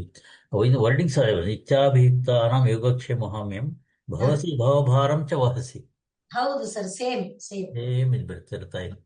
ಹೌದು, ಅದಕ್ಕೆ ಸಂಬಂಧಪಟ್ಟ ಕಥೆಗಳನ್ನು ಇಲ್ಲಿಗೂ ಅನ್ವಯ ಮಾಡಿಕೊಳ್ಳಿ. ಮುಂದಕ್ಕೆ ಗುಹಾಯಾಮ್ ಗೇಹೇವಾ ಬಹಿರಪಿ ವನೇವಾ ಅದ್ರಿಶಿಖರೆ. ಮೊದಲಿಗೆ ಯೋನಿ ಅಂದ್ರೆ ಶರೀರ ಯಾವುದಾದ್ರೂ ಇರ್ಲಿ ಅಂದ್ರು, ಎರಡನೇದ್ರಲ್ಲಿ ಆಶ್ರಮ ಯಾವುದಾದ್ರೂ ಇರ್ಲಿ ಅಂದ್ರು, ಈಗ ವಾಸ ಅಂದ್ರೆ ದೇಶ ಕಾಲ ಎಲ್ಲವನ್ನ ಬೇರೆ ಬೇರೆಯಾಗಿ ಹೇಳ್ತಾ ಇದ್ದಾರೆ. ವಾ ಅದ್ರಿಶಿಖರೆ ಜಲೇ ವಾ ವನ್ಹವ್ವ ವಸತು ವಸತೇಹ ಕಿಂ ವದ ಫಲಂ. ಎಲ್ಲಿದ್ರೇನು, ನಾನ್ ಅರಮನೆಯಲ್ಲಿದ್ರು ಒಂದೇ, ಗುಡಿಸ್ಲಲ್ಲಿದ್ರು ಒಂದೇ. ಅದನ್ನ ನಾವು ಹಿಂದೆ ಹೇಳಿಕೊಂಡಿದೀವಿ. ಒಬ್ಬ ರಾಜ ಋಷಿ ಹತ್ರ ಕೇಳಿದಾಗ ಋಷಿ ಹೇಳ್ತಾನೆ ಏನಂತ, ನಾವು ವಲ್ಕಲದಿಂದ ಸಂತುಷ್ಟರಾಗಿದ್ದೇವೆ, ನೀನು ಪೀತಾಂಬರದಿಂದ ಆಗಿದೆಯೇ. ಸಂತೋಷ ಅನ್ನೋದು ನನಗೂ ನಿನಗೂ ಇಬ್ಬರಿಗೂ ಕಾಮನ್ ಸಂತೋಷ. ಆದ್ರೆ ಅಲ್ಲಿ ಪಾಯಿಂಟ್ ಯಾವುದು, ಮನಸ್ಸನ್ನುವುದು ತುಷ್ಟ ಆಗಿದ್ರೆ ಪೀತಾಂಬರದಲ್ಲೂ ತೃಪ್ತಿನೇ, ಇದು ವಲ್ಕಲದಲ್ಲೂ ತೃಪ್ತಿನೇ. ಆ ರೀತಿ ಆದ್ರಿಂದ ವಸತೇಹ ಕಿಂ ವದ ಫಲಂ, ವಾಸ ಎಲ್ಲಿದ್ರೇನು ಅದರ ಫಲ ಒಂದೇ. ಆದ್ರಿಂದ ಸದಾ ಯಸ್ಯೈವ ಅಂತಃಕರಣಮಪಿ ಶಂಭೋ ತವ ಪದೇ ಸ್ಥಿತಂ ಚೇತ್. ಇಲ್ಲೂ ಕೂಡ ಯದಾ ಯಸ್ಯೇವ ಅಂತಃಕರಣಂ ಅಪಿ ಶಂಭೋ ತವ ಪದೇ ಸ್ಥಿತಂ ಚೇತ್ ಯೋಸೌ ಸಚ ಪರಮಯೋಗಿ ಸಚ ಸುಖಿ. ಸಚ ಪರಮಯೋಗಿ ಸಚ ಸುಖಿ. ಗುಹಾಯಾಂ ಗೇಹೇವಾ ಬಹಿರಪಿ ವನೇವಾ ಅದ್ರಿಶಿಖರೆ. ಗುಹಾಯಾಂ ಗೇಹೇವಾ ಬಹಿರಪಿ ವನೇವಾ ಅದ್ರಿಶಿಖರೆ ಜಲೇ ವಾ ವನ್ಹೌವಾ ವಸತು ವಸತೆ ಕಿಂ ವದ ಫಲಂ. ಸದಾ ಯಸ್ಯೈವಾಂತಃಕರಣಮಪಿ ಶಂಭೋ ಸದಾ ಯಸ್ಯೈವಾಂತಃಕರಣಮಪಿ ಶಂಭೋ ತವ ಪದೇ ಸ್ಥಿತಂ ಚೇತ್ ಯೋಗೋಸೌ ಸಚ ಪರಮಯೋಗಿ ಸಚ ಸುಖಿ. ಸ್ಥಿತಂ ಚೇತ್ ಯೋಗೋಸೌ ಸಚ ಪರಮಯೋಗಿ ಸಚ ಸುಖಿ. ಎಲ್ಲ ಶ್ಲೋಕಗಳು ಸರಳವಾಗಿದೆ, ಅರ್ಥ ತಾನೇ ಆಗತ್ತೆ. ಗುಹಾಯಾಮ್ ಗುಹೆಯಲ್ಲಿ ವಾಸ ಮಾಡ್ತಾ ಇರಬಹುದು, ಗೇಹೆ ಮನೆಯಲ್ಲಿ ಬೇಕಾದ್ರೂ ಇರಬಹುದು. ಅಂದ್ರೆ ಧ್ಯಾನ ಮಾಡೋಕ್ಕೋಸ್ಕರ ಒಂದು ಜಾಗನೇನು ಹುಡ್ಕೊಂಡು ಹೋಗ್ಬೇಕಾಗಿಲ್ಲ. ಬಹಿರಪಿ ವನೆ ಕಾಡಿನಲ್ಲಿ ಇರಬಹುದು, ಕಾಡಿನ ಹೊರಭಾಗ, ಕಾಡಿನ ಒಳಭಾಗ. ಹಾಗೆ ಅದ್ರಿಶಿಖರೆ ಪರ್ವತದ ತುದಿಯಲ್ಲಿ ಕೂತಿರಬಹುದು. ಎಲ್ಲಿ ಬೇಕಾದ್ರೂ ನೀರೊಳಗೆ, ವನ್ಹೌ ಬೆಂಕಿಯಲ್ಲಿ, ಇದೆಲ್ಲ ಪಂಚಾಗ್ನಿ ತಪ ಇತ್ಯಾದಿ ಎಲ್ಲ ಹೇಳ್ತಾರಲ್ಲ. ಚಳಿಗಾಲದಲ್ಲಿ ನದಿ ಒಳಗೆ ನಿಂತ್ಕೊಂಡು, ಮಳೆಗಾಲದಲ್ಲಿ ನದಿ ಒಳಗೆ ನಿಂತ್ಕೊಂಡು, ಹಾಗೆ ಸುತ್ತಲೂ ತಣ್ಣ ಇರುವಂತ ಆ ರೀತಿ ತಪಸ್ಸು, ಪಂಚಾಗ್ನಿ ತಪಸ್ಸು. ಹಾಗೆ ಗುಹೆಗಳ ಒಳಗೆ ಮನೆಯನ್ನ ತ್ಯಜಿಸಿ ಗುಹೆಗಳ ಒಳಗೆ ಯಾರಿಗೂ ಗೊತ್ತಾಗದಂತೆ ಇದ್ದು ತಪಸ್ಸು ಮಾಡೋದು. ಇನ್ನು ಮನೆ ಒಳಗೇನೆ ಸಂದರ್ಭ ಸಿಕ್ಕಾಗ ಏಕಾಂತದಲ್ಲಿ ಪರಮಾತ್ಮನನ್ನ ಸ್ಮರಣೆ ಮಾಡೋದು. ಹೀಗೆ ಏನೇನೋ ಮಾಡ್ತಾ ಇರ್ತಾರಲ್ಲ, ಅವರು ಎಲ್ಲಾದ್ರೂ ವಾಸ ಮಾಡ್ಲಿ, ಎಲ್ಲಿದ್ರೂನು ಮುಖ್ಯ ಪಾಯಿಂಟ್ ಏನು, ಯಸ್ಯ ಅಂತಃಕರಣಂ, ಯಾರ ಅಂತಃಕರಣ ತವ ಪದೇ ಸ್ಥಿತಂ, ನಿನ್ನ ಪಾದಾರವಿಂದಗಳಲ್ಲಿ ನಿಲ್ಲಬೇಕು. ಅಷ್ಟಾಗ್ಬಿಡ್ತು ಅಂದ್ರೆ ಅವನೇ ಯೋಗಿ, ಅದೇ ಯೋಗ. ಆದ್ರಿಂದಲೇ ಆ ಪರಮಾತ್ಮನ ಸ್ಮರಣೆ ಅಂತ ಆಗ್ಬಿಟ್ಟಾಗ ಅದೇ ಯೋಗವಾಗತ್ತೆ. ಅವನು ಪರಮ ಯೋಗಿ ಆಗ್ತಾನೆ, ಅವನು ಪರಮ ಸುಖಿ ಆಗ್ತಾನೆ. ಇನ್ನು ಅದನ್ನ ಮೀರಿದ ಸುಖ ಅನ್ನುವುದು ಸಿಕ್ಕಲ್ಲ. ಆದ್ದರಿಂದ ನಾವು ಎಲ್ಲಿ ವಾಸ ಮಾಡಿದ್ರು ಸರಿ, ಮುಖ್ಯವಾಗಿ ಮಾಡಬೇಕಾದ್ದೇನು, ಅಂತಃಕರಣವನ್ನ ಪರಮಾತ್ಮನಲ್ಲಿ ಅರ್ಪಣೆ ಮಾಡಬೇಕು. ಪರಮಾತ್ಮನಿಗೆ ಅದನ್ನ ಒಪ್ಪಿಸಿ ಬಿಡಬೇಕು. ಅಂತಃಕರಣ ಅಂದಾಗ ಚಿತ್ತ, ಮನ, ಬುದ್ಧಿ, ಅಹಂ, ನಾನು ಎಂಬ ಭಾವ, ಈ ಎಲ್ಲವನ್ನು ಅರ್ಪಿಸಿ ಬಿಟ್ರೆ ಆಗ ಪ್ರಾರಬ್ಧ, ಸಂಚಿತ, ಆಗಾಮಿ ಯಾವುದು ಉಳ್ಕೊಳ್ಳಲ್ಲ. ಭಗವತ್ ಸ್ಮರಣೆ ಮಾಡ್ತಾ ಇದ್ದಂಥ ಒಬ್ಬ ಯೋಗಿಯ, ಹಿಮಾಲಯದಲ್ಲಿ ನಡೆದಂತ ಒಂದು ಇದನ್ನ ಹೇಳ್ತಾರೆ. ಒಬ್ಬ ಯೋಗಿ 12 ವರ್ಷಗಳ ಕಾಲ ನಿರಂತರ ಈ ತರ ತಪಸ್ಸನ್ನ ಮಾಡಿ, ಅಂದ್ರೆ ನಿಜವಾದ ತಪಸ್ಸಿನ ಸಾಧನೆಯನ್ನ ಮಾಡಿದ್ದಾರೆ. ಆಗ 12 ವರ್ಷಗಳು ಪೂರ್ಣ ಆದಾಗ ಒಂದು ದಿವಸ ಸಂಜೆ ಅವರ ಪಕ್ಕದಲ್ಲಿ ಒಂದು ಕೆಟ್ಟ ವಾಸನೆ ಬರ್ತಾ ಇರುವಂತ ಒಬ್ಬ ವ್ಯಕ್ತಿ ಬಂದು ನಿಂತ್ಕೊಂಡಿದ್ದಾನೆ. ಅವನು ಹೇಳ್ತಾ ಇದ್ದಾನೆ, ನಾನು ನಿನ್ನ ಪ್ರಾರಬ್ಧ ಕರ್ಮ, ನೀನು 12 ವರ್ಷಗಳ ಕಾಲ ನಿರಂತರ ಜಪಿಸಿದ್ದರಿಂದ ನಿನ್ನ ಶರೀರದಲ್ಲಿ ಇರಲಾಗದೆ ಹೊರಗೆ ಬಂದಿದ್ದೀನಿ. ಆದರೆ ಪ್ರಾರಬ್ಧ ಕರ್ಮದ ಫಲವನ್ನ ನಾನು ಕೊಡದೆ ಇರಕ್ಕಾಗಲ್ಲ, ನಾನು ಅದನ್ನು ಕೊಡ್ಲೇಬೇಕು. ಆದ್ರಿಂದ ನೀನು 1 ವರ್ಷ ಕಾಲ ಆದ್ರೂ ಅದರ ಫಲ ಅನುಭವಿಸ್ಬೇಕು. ಏನು, ಯಾವ ರೀತಿ ಫಲ ಕೊಡ್ತೀಯೇ? ನಿನ್ನ ಶರೀರದ ತುಂಬಾ ಕುಷ್ಠರೋಗ ತುಂಬಿಕೊಳ್ಳುತ್ತೆ, ಆ ಕುಷ್ಠರೋಗದ ಫಲ ನೀನು ಅನುಭವಿಸ್ಬೇಕು. ಖಂಡಿತ ನಾನು ಅವಕಾಶ ಕೊಡಲ್ಲ ಅಂತ ಅವ್ರು ಹೇಳಿದ್ರು. ಪ್ರಾರಬ್ಧ ಅದು ನೀನು ಅನುಭವಿಸ್ಬೇಕು, ಖಂಡಿತ ಸಾಧ್ಯ ಇಲ್ಲ. ನಾನು ಭಗವಂತನ ಸ್ಮರಣೆಯನ್ನ ಮಾಡ್ತಾ ಇರುವಾಗ 1 ವರ್ಷ ಕಾಲ ಇಲ್ಲ, ಹೋಗ್ಲಿ 6 ತಿಂಗಳ ಇಲ್ಲ, 6 ತಿಂಗಳು ಹೋಗ್ಲಿ, 1 ತಿಂಗಳು ಇಲ್ಲ, 1 ವಾರ ಇಲ್ಲ, ಒಂದೇ 1 ಗಂಟೆ 24 ಕೊಡೋಕ್ ಸಾಧ್ಯ ಇಲ್ಲ. ಹಾಗಾದ್ರೆ ಒಂದು ಅರ್ಧ ಗಂಟೆ ಕೊಡ್ತೀಯ ಅಂತ ಅಂದಾಗ, ಆಯ್ತು ಇದ್ಕೊಂಡು ಹೋಗು ಅಂತ ಹೇಳಿ, ಆ ಗುರು ಯಾರು ಸಾಧನೆ ಮಾಡಿದ್ರು ಅವರು ತಾನು ಯಾವತ್ತು ಅಂದ್ರೆ ನಾಳೆ ದಿವಸ ಅವನು ಬಂದು ಆಕ್ರಮಣ ಮಾಡ್ತಾನೆ, ಅವನ ಆಕ್ರಮಣ ಮಾಡಿದಾಗ ಆ 1 ದಿನ ತನ್ನನ್ನು ಯಾರೂ ನೋಡದೆ ಇರುವಂತೆ ತಾನೇ ವ್ಯವಸ್ಥೆ ಮಾಡಿಕೊಂಡು ಇದ್ರು ಅಂತ ನಾವು ಓದ್ತೇವೆ. ಅಂದ್ರೆ ಇದು ನಡೆದ ಘಟನೆ ಅಂತ ಬರ್ದಿದ್ದಾರೆ. ಯಾಕೆ ಈ ಮಾತು ಹೇಳ್ತಿರೋದಂದ್ರೆ, ಪ್ರಾರಬ್ಧವಾಗಿದ್ರೂ ಕೂಡ ಭಗವತ್ ಸ್ಮರಣೆ ಎಂಬುದು ಸ್ಥಿರವಾಗಿದ್ರೆ ಅದು ಹೊರಟೋಗುತ್ತೆ ಅನ್ನೋದಕ್ಕೆ ಒಂದು ಕಿಂಚಿತ್ ಫಲ ಕೊಡ್ತು. ಏನು 1 ವರ್ಷ ಅಂತೂ 6 ತಿಂಗಳು ಎಲ್ಲ ಹೇಳಿ, ಆ ಕುಷ್ಠದ ಪಾಪದ ಫಲವಾಗಿ ಕುಷ್ಠ ಅದು ಗಂಟೆ ಅಥವಾ ನಿಮಿಷಗಳ ಒಳಗೆ ಅನುಭವಿಸಿ ಆದ್ರೂ ಹೋಗ್ಬೇಕಾದ್ರೆ ಅನುಭವಿಸಬೇಕು, ಅದರಲ್ಲಿಲ್ಲ. ಆದ್ರಿಂದ ಇಲ್ಲಿ ಮನಸ್ಸು, ಚಿತ್ತ ಮನಸ್ಸು, ಅದಕ್ಕೋಸ್ಕರ ಹೇಳ್ತಾ ಇದ್ದೀನಿ, ಚಿತ್ತ, ಮನ, ಬುದ್ಧಿ, ಅಹಂ ಇದೇ ಪ್ರಾರಬ್ಧಾದಿಗಳ ಸಂಗ್ರಹ ಜಾಗ. ಆದ್ರಿಂದ ಈ ಸಂಗ್ರಹ ಕೂಡ ಭಗವತ್ ಸ್ಮರಣೆ ಇತ್ತು ಅಂದ್ರೆ ಹಾರಿ ಹೋಗ್ಬಿಡುತ್ತೆ, ದೂರ ಆಗ್ಬಿಡುತ್ತೆ ಅನ್ನೋದನ್ನ ಇಲ್ಲಿ ಹೇಳ್ತಾ ಇದ್ದಾರೆ. ಆದ್ರಿಂದ ಪ್ರಾರಬ್ಧವಾಗ್ಲಿ ಸಂಚಿತವಾಗ್ಲಿ ಯಾವುದೂ ಕೂಡ ಉಳಿಯೋದಿಲ್ಲ. ಅದನ್ನೇ ಶಿವಗೀತೆಯಲ್ಲಿ ಶಿವ ಹೇಳ್ತಾನೆ, ನ ಕಾಲ ನಿಯಮೋ ಯತ್ರ ನ ದೇಶಸ್ಯ ಸ್ಥಳಸ್ಯ ಚ. ದೇಶ, ಕಾಲ, ಸ್ಥಳ ಎಲ್ಲೂ ನಿಯಮ ಎಲ್ಲಿಲ್ಲ, ಹೃದಯ ಎಂಬ ಗುಹೆಯೊಳಗೆ ಇಲ್ಲ. ಅಲ್ಲಿ ಯತ್ರ ಅಸ್ಯ ಚಿತ್ತಂ ರಮತೆ, ಪರಮಾತ್ಮನಲ್ಲಿ ದೇಶ ನಿಯಮ, ಕಾಲ ನಿಯಮ ಯಾವುದೂ ಇಲ್ಲ. ಆ ಪರಮಾತ್ಮನಲ್ಲಿ ಈ ಚಿತ್ತ ಎಂಬುದು ರಮಿಸುತ್ತೆ ಅನ್ನೋದಾದ್ರೆ ತತ್ರ ಧ್ಯಾನೇನ, ಅಲ್ಲಿ ಬೇರೆ ಇನ್ನೇನು ಬೇಕಾಗೇ ಇಲ್ಲ, ಎಲ್ಲವೂ ಕೂಡ ತಾನೇ ನಶಿಸಿ ಹೋಗುತ್ತೆ ಎಂಬುದಾಗಿ ಅಲ್ಲಿ ಹೇಳ್ತಾರೆ. ಇದೇ ವಿಷಯವನ್ನ ಬ್ರಹ್ಮಸೂತ್ರದಲ್ಲಿ ಕೂಡ 4ನೇ ಇದು ಬಂದಾಗ ಅಧ್ಯಾಯದಲ್ಲಿ ಹೇಳುವಾಗ, ಯತ್ರ ಏಕಾಗ್ರತಾ ತತ್ರ ಅವಿಶೇಷಾತ್, ಏಕಾಗ್ರತೆಯಿಂದ ಒಬ್ಬ ಸಾಧನೆ ಮಾಡ್ತಾ ಇರ್ತಾನೆ ಅನ್ನೋದಾದ್ರೆ ಅಲ್ಲಿ ದಿಕ್ಕು, ದೇಶ, ಕಾಲ ಅದು ಯಾವುದನ್ನೂ ಇದು ಮಾಡಿಕೊಳ್ಳದೆ ಏಕಾಗ್ರತೆಯಿಂದ ಸಾಧನೆ ಮಾಡ್ತಾ ಇದ್ರೆ, ಮನಸಃ ಸೌಕರ್ಯೇಣ, ಆಚಾರ್ಯರು ಭಾಷ್ಯ ಬರೀತಾರೆ, ಮನಸ್ಸಿಗೆ ಸುಖರಾಗಬೇಕು, ಮನಸ್ಸು ಅನುಕೂಲಕರವಾಗಿರ್ಬೇಕು. ಹಾಗಾದಾಗ ಏಕಾಗ್ರತೆ ಬಂತು ಅಂದ್ರೆ ಆಗ ಅಲ್ಲಿ ಮಾಡಿದ ಉಪಾಸನೆ ಏನು ಮಾಡುತ್ತೆ, ಈ ಎಲ್ಲದರ ಫಲವನ್ನ ತೆಗೆದು ಬಿಡುತ್ತೆ ಅಂತ ಅಲ್ಲಿ ಹೇಳ್ತಾರೆ. ಆದ್ರಿಂದ ದೇಶಕಾಲ ಅವಸ್ಥಾದಿಶು ಈ ಮೂರಲ್ಲಿ ಆ ಬ್ರಹ್ಮಸೂತ್ರದ ಸಾರವನ್ನು ಕೂಡ ನಾವು ನೋಡಬಹುದು. ಆಗ ಯತ್ರ ಏಕಾಗ್ರತ ಭವತಿ ತತ್ರೈವ ಸ್ಥಾತವ್ಯಂ ಅನ್ನುವುದಾಗಿ ಮಹಾಭಾರತ ಕೂಡ ನಮಗೆ ತಿಳಿಸುತ್ತೆ. ಆದ್ರಿಂದ ಪರಮಾತ್ಮನ ಒಂದು ಒಳಗೆ ಮನಸ್ಸು ಎಲ್ಲಿ ಅನುಕೂಲ ಆಗುತ್ತೆ, ಅದು ಗೃಹ ಆಗಿದ್ಯಲ್ಲೇ, ಗುಹೆನೋ ಪರ್ವತನೋ ಎಲ್ಲೋ, ಮನಸ್ಸು ಏಕಾಗ್ರ ಆಗ್ಬೇಕು.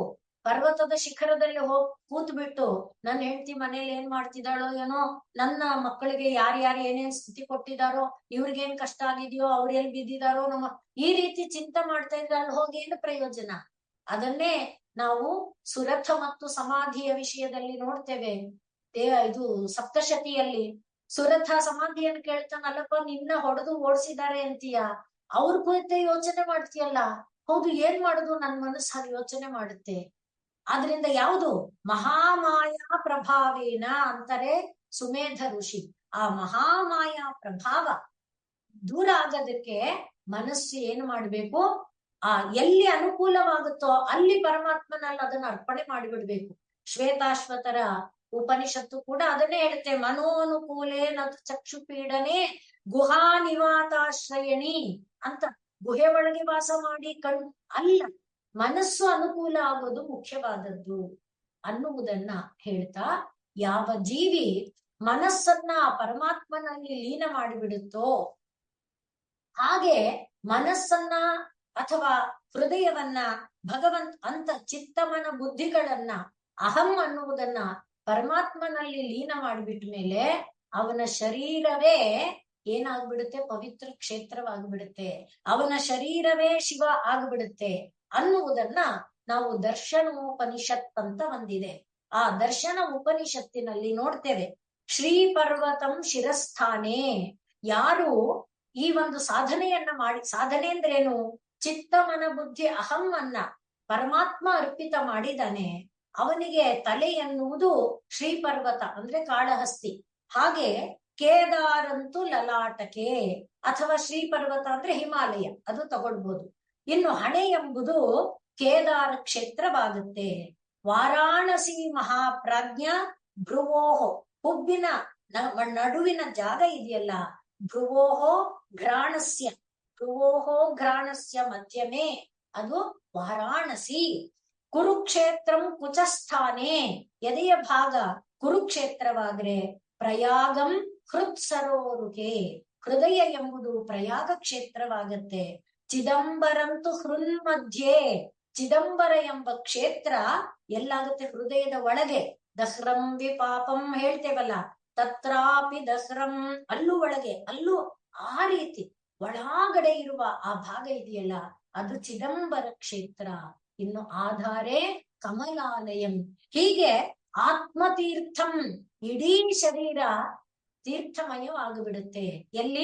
ಎಲ್ಲಿ ಅಂತಃಕರಣ, ಚಿತ್ತ ಮನ ಬುದ್ಧಿ ಇಂದ್ರಿಯಗಳು ಪರಮಾತ್ಮ ಅರ್ಪಿತವಾಗುತ್ತೆ, ಅಲ್ಲಿ ಈ ಒಂದು ಸಿದ್ಧಿ ತಾನೇ ಆಗುತ್ತೆ.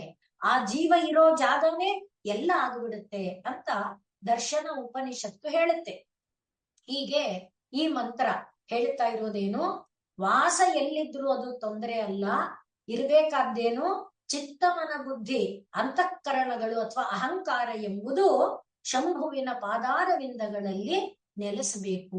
ಹಾಗೆ ನೆಲೆಸಿಬಿಟ್ಟಾಗ ಅವನೇ ಯೋಗಿ, ಅವನೇ ಪರಮ ಸುಖಿ. ಅವನಿಗೆ ಬೇರೆ ಪ್ರಾರಬ್ಧ ಸಂಚಿತ ಆಗಾಮಿ ಯಾವುದರ ಬಾಧೆ ಎಂಬುದು ಬಾಧಿಸೋದಿಲ್ಲ. ಆದ್ದರಿಂದ ಪರಮಾತ್ಮನ ಪಾದಾರವಿಂದಗಳನ್ನ ಆಶ್ರಯಿಸೋಣ. ಮನೆಯಲ್ಲಿದ್ರು, ಅಡಿಗೆ ಮನೆಯಲ್ಲಿದ್ರು, ಬಚ್ಚಲ ಮನೆಯಲ್ಲಿದ್ರು, ಎಲ್ಲಿದ್ರೇನು ಸ್ಥಾನ ಮುಖ್ಯ ಅಲ್ಲ, ಭಗವನ್ ನಾಮ ಎಂಬುದು ಮುಖ್ಯ. ಆದ್ರಿಂದಲೇ ಭಗವನ್ ನಾಮ ಜಪಕ್ಕೆ ನಿಯಮನ ಮಾಡ್ಲಿಲ್ಲ, ಕಾಲ ನಿಯಮನ ಮಾಡಿಲ್ಲ. ತತ್ರ ನಿಯಮಿತೋ ನ ಕಾಲಹ ಅನ್ನುವುದನ್ನ ಚೈತನ್ಯ ಮಹಾಪ್ರಭುಗಳ ಇದನ್ನ ನೋಡ್ತೇವೆ ನಾವು.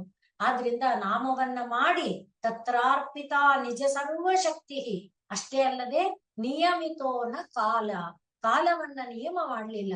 ಎಲ್ಲಿ ಬೇಕಾದ್ರೂ, ಯಾವ ದೇಶ ಯಾವ ಕಾಲ, ಪರಮಾತ್ಮ ಸ್ಮರಣೆ ಗಟ್ಟಿಯಾಗಬೇಕು. ಅದನ್ನ ಇಲ್ಲಿ ಹೇಳ್ತಾ ಇದ್ದಾರೆ. ಗುಹಾಯಾಂ ಗೇಹೇವಾ, ಗುಹೆಯಲ್ಲಿರಲಿ, ಮನೆಯಲ್ಲಿರಲಿ. ಬಹಿರಪಿ ವನೇ, ಕಾಡು, ಕಾಡಿನ ಹೊರಭಾಗದಲ್ಲಿರಲಿ. ಅದ್ರಿಶಿಖರೇ, ವಾ ಅಂದ್ರೆ ಅಥವಾ, ಅಥವಾ ಅದ್ರಿಶಿಖರೇ ಪರ್ವತದ ಶಿಖರ ಭಾಗದಲ್ಲಿರಲಿ. ಜಲೇ ವಾ ವನ್ಹವ್ವ, ಎಲ್ಲ ಸಪ್ತಮಿ ವಿಭಕ್ತಿ. ಜಲೆ ನೀರಿನಲ್ಲಿ, ನೀರಿನಲ್ಲಿದ್ದು ತಪಸ್ಸು ಮಾಡುವುದು. ವನ್ಹೌ ಪಂಚಾಗ್ನಿ ತಪಸ್ಸು ಇದ್ದರು. ವಸತು ವಸತೇಹೆ, ವಸತು ವಸತೇಹೆ ಕಿಂ ವದ ಫಲಂ, ಫಲ ಏನು, ವದ ಅಂದ್ರೆ ಹೇಳು. ವಸತೇಹೆ ಫಲಂ ಕಿಂ, ವಾಸ ಮಾಡುವ ಜಾಗದ ಫಲ ಏನು ಹೇಳು. ಯದ ಸದಾ ಯಾವಾಗಲೂ, ಯಸ್ಯೈವ ಅಂತಃಕರಣಂ ಯಾರ ಅಂತಃಕರಣ, ಶಂಭೋ ಶಂಭುವೆ, ತವ ಪದೇ ಸ್ಥಿತಂ ಚೇತ್ ನಿನ್ನ ಪಾದಾರವಿಂದಗಳಲ್ಲಿ ಇದ್ದು ಬಿಡುತ್ತೆ ಅಂದ್ರೆ ಆಗ ಅವನು ಯೋಗಿ ಅಸೌ, ಅವನು ಯೋಗಿ ಆಗ್ತಾನೆ. ಮತ್ತೆ ಸಚ ಪರಮ ಯೋಗಿ, ಅವನು ಪರಮ ಯೋಗಿ ಆಗ್ತಾನೆ. ಸಚ ಸುಖಿ, ಅವನೇ ಪರಮ ಸುಖಿ. ಆ ಸುಖದ ಗೆರೆಯನ್ನ ದಾಟಿ ಇನ್ನೊಂದಿಲ್ಲ. ಅದೇ ತಾನೇ ಛಾಂದೋಗ್ಯ ಹೇಳುವ ಒಂದು ಕೊಟ್ಟ ಕೊನೆಯ ಒಂದು ಭಾವ, ಭೂಮ ಅನ್ನುವಂಥ ಸುಖ. ಆದ್ರಿಂದ ಪರಮಾತ್ಮನಲ್ಲಿ ಚಿತ್ತ ಮನ ಬುದ್ಧಿ ಇಂದ್ರಿಯಗಳನ್ನ ಅರ್ಪಣೆ ಮಾಡೋದು ಅಭ್ಯಾಸ ಮಾಡಿದರೆ ಅದೇ ಪರಮ ಫಲ. ಯಾಕೆ ಅಂದ್ರೆ ಪರಮಾತ್ಮ ದೇಶ ಕಾಲ ವಸ್ತು ಅಧೀನನಲ್ಲ. ಅವನು ಈ ಯಾವುದರ ಅಂಕಿಯ ಒಳಗೆ ಬರೋದಿಲ್ಲ, ಅದನ್ನ ಅವನು ಭಾವಿಸೋದಿಲ್ಲ. ಎಲ್ಲ ಅವನಿಗೆ ಸಮ. ಆದ್ರಿಂದ ಅವನೊಳಗೆ ನಾವು ಎಲ್ಲವನ್ನ ಅರ್ಪಿಸೋಣ, ಅವನನ್ನ ಆಶ್ರಯಿಸೋಣ. ಗುಹಾಯಾಂ ಗೇಹೇವಾ ಬಹಿರಪಿ ವನೇವಾ ಅದ್ರಿಶಿಖರೇ ಜಲೇವಾ ವನ್ಹೌವಾ ವಸತು ವಸತೇಹೆ ಕಿಂ ವದ ಫಲಂ. ಸದಾ ಯಸ್ಯೈವಾಂತಃಕರಣಮಪಿ ಶಂಭೋ ತವ ಪದೇ ಸ್ಥಿತಂ ಚೇತ್ ಯೋಗೋಸೌ ಸಚ ಪರಮಯೋಗಿ ಸಚ ಸುಖೀ.